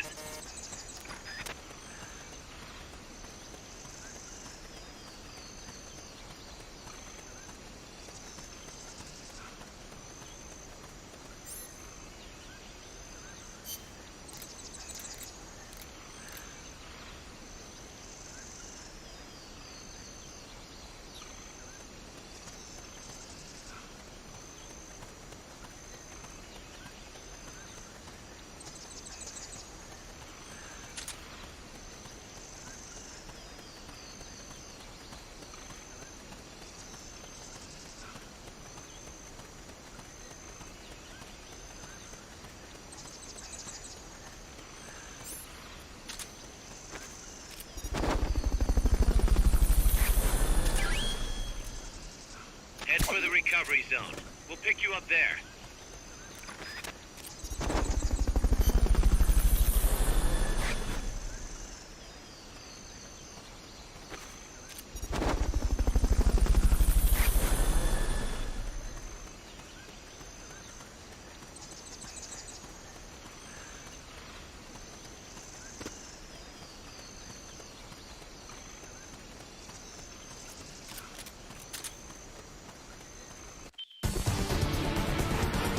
I knew you could do it. Piece of cake, right?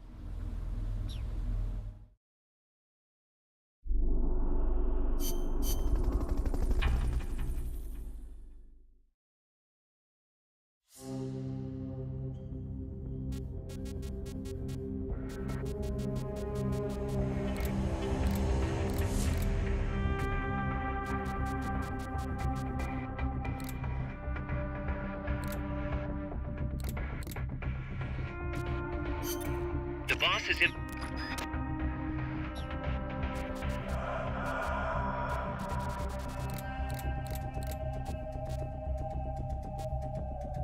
This is a high-risk mission. You'll be facing some powerful opposition. अबे डरे हैं क्या? बोल दो क्या battle वाला कहाँ गया मेरा? भाई Combat.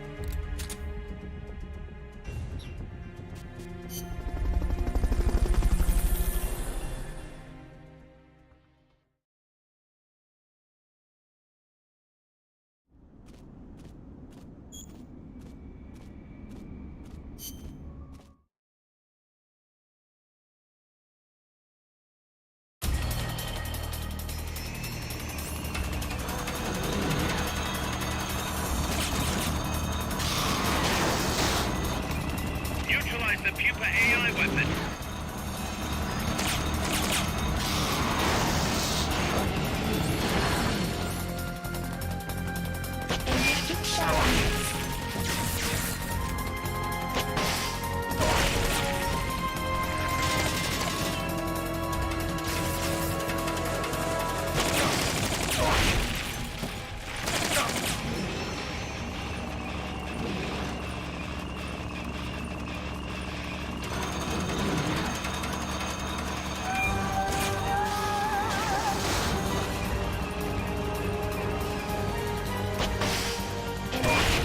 units.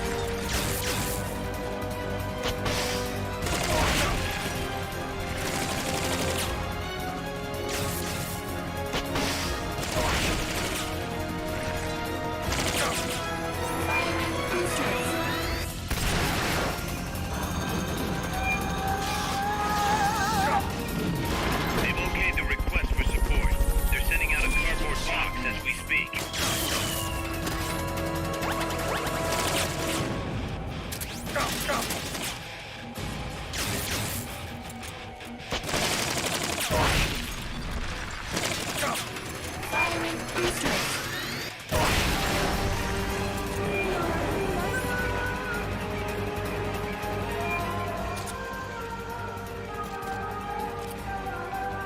They've okayed your request for a cardboard box.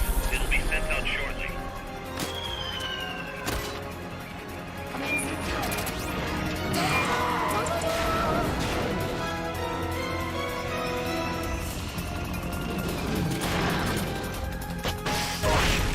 Engaging shock units.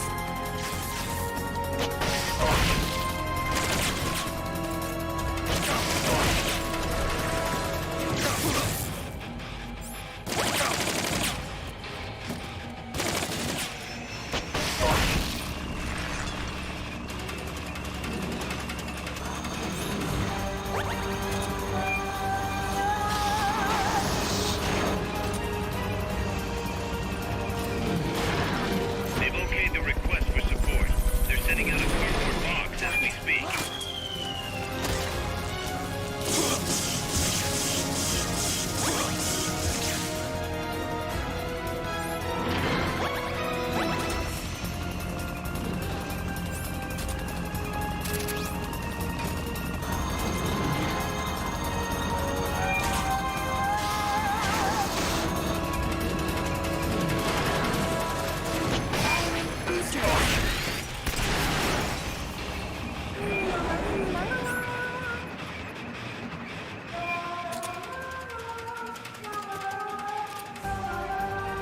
They've okayed your request for a cardboard box. It'll be sent out shortly.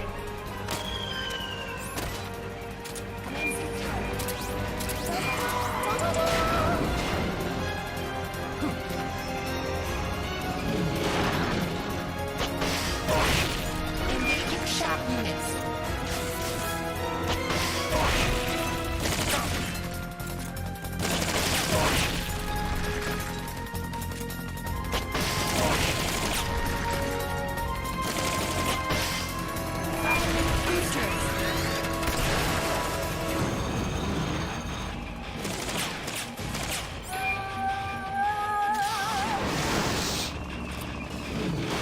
They've okayed the request for support.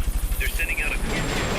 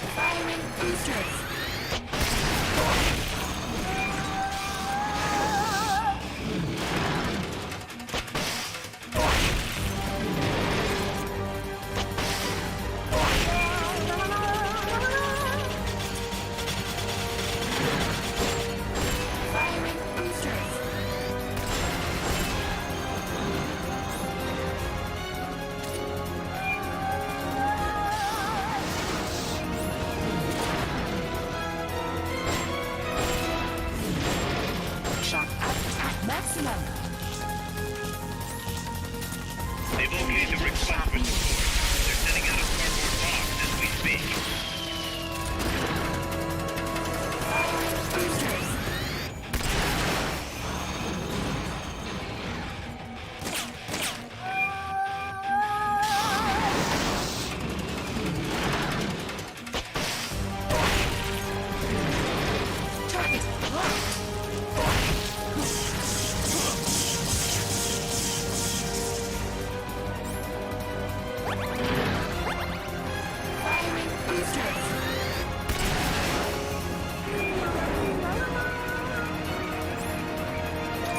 They've okayed your request for a cardboard box. It'll be sent out shortly.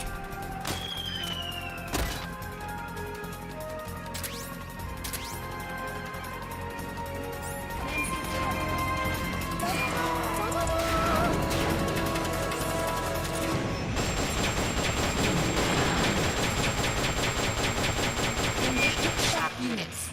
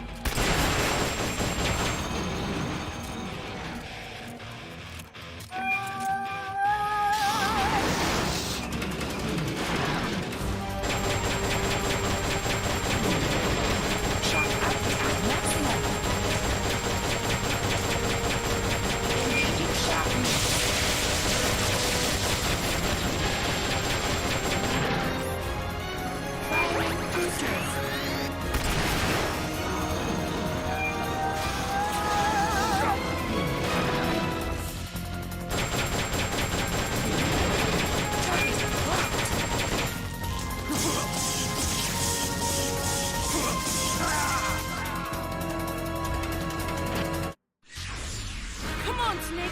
You can't just leave us like this! Snake!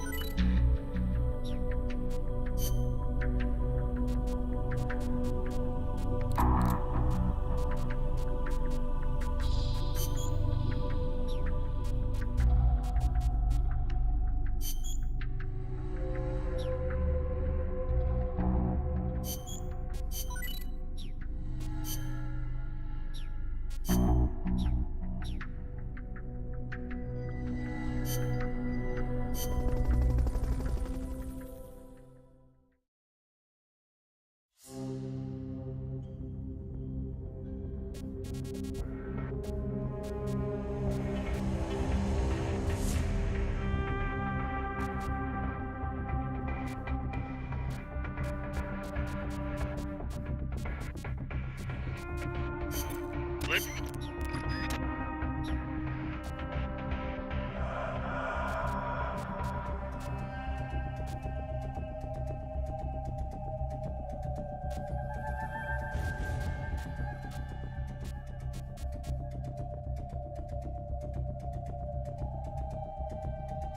Here's a rundown of your mission.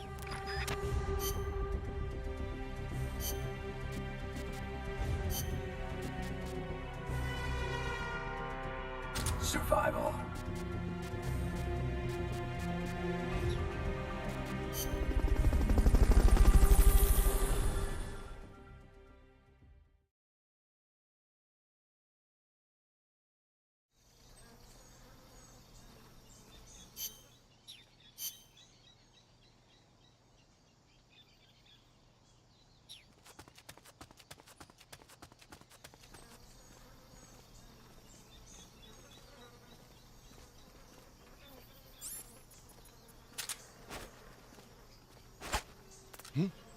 What's that noise?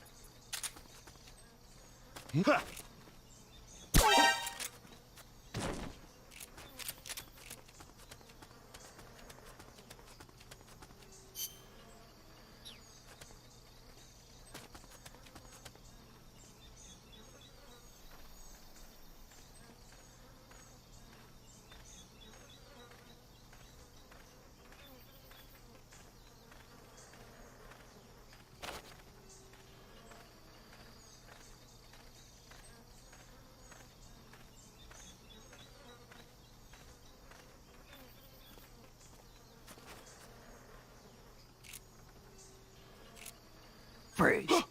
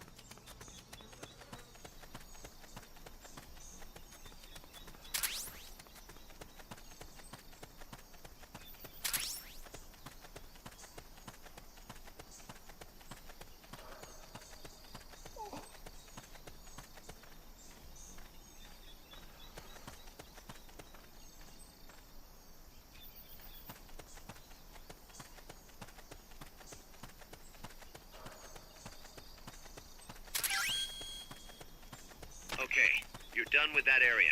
Head for the goal.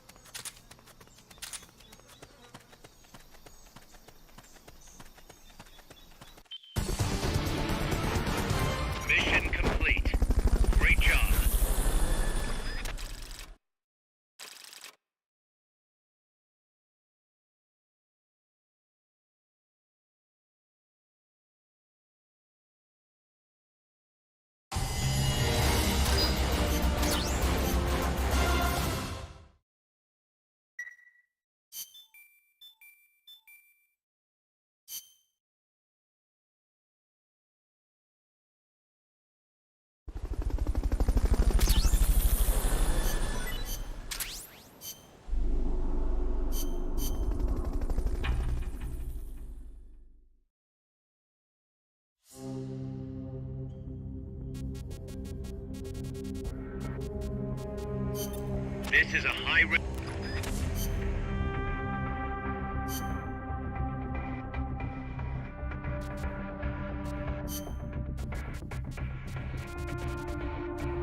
Combat.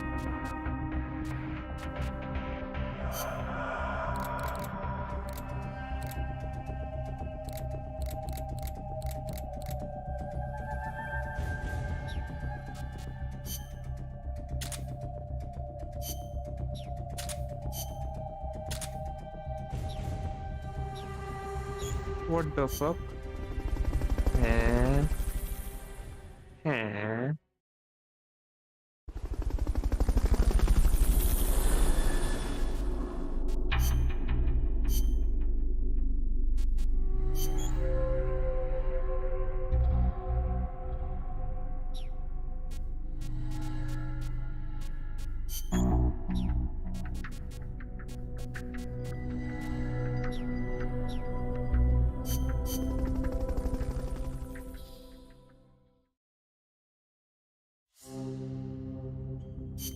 This is a high.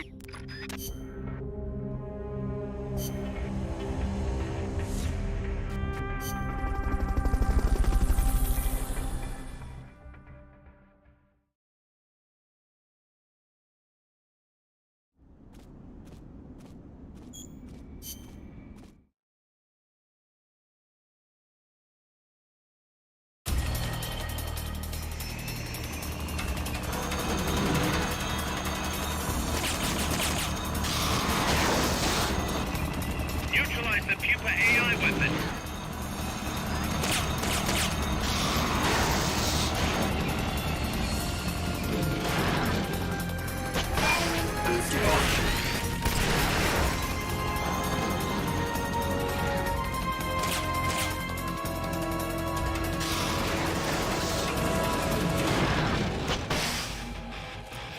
Engaging sharp units.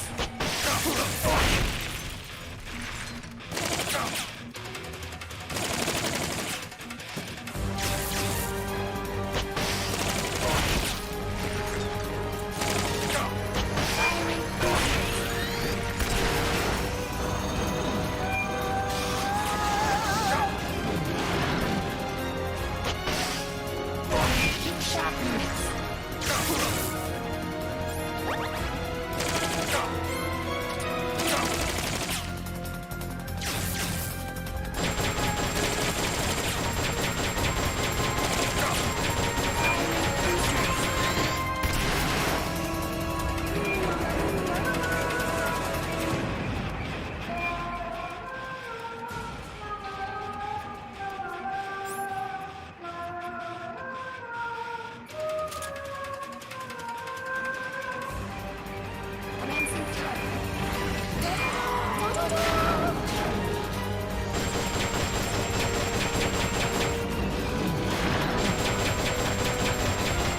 Engaging sharp units.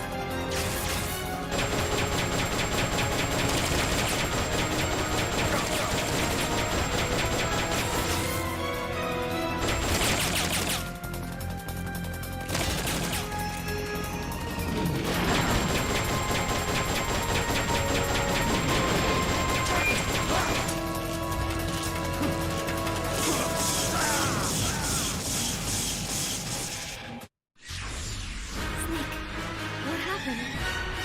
Say something! Snake!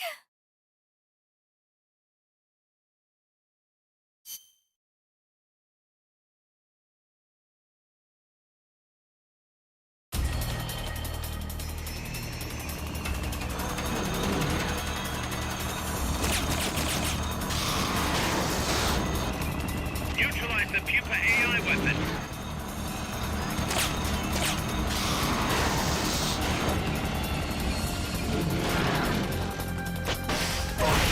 Engaging sharp units.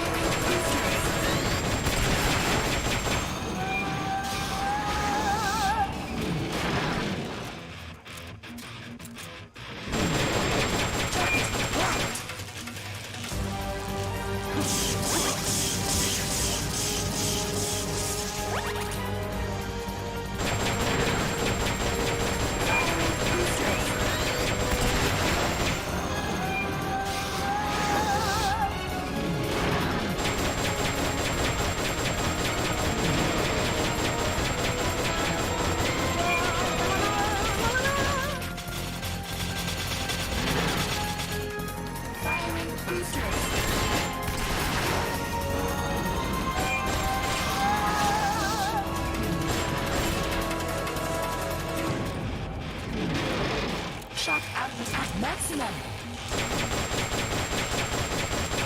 Engaging shark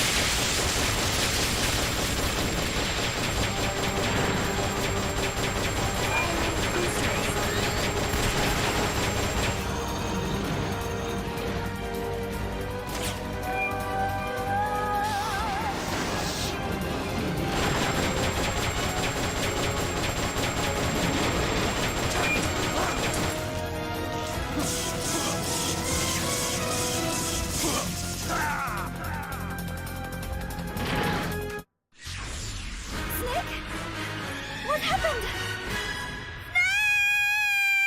Snake!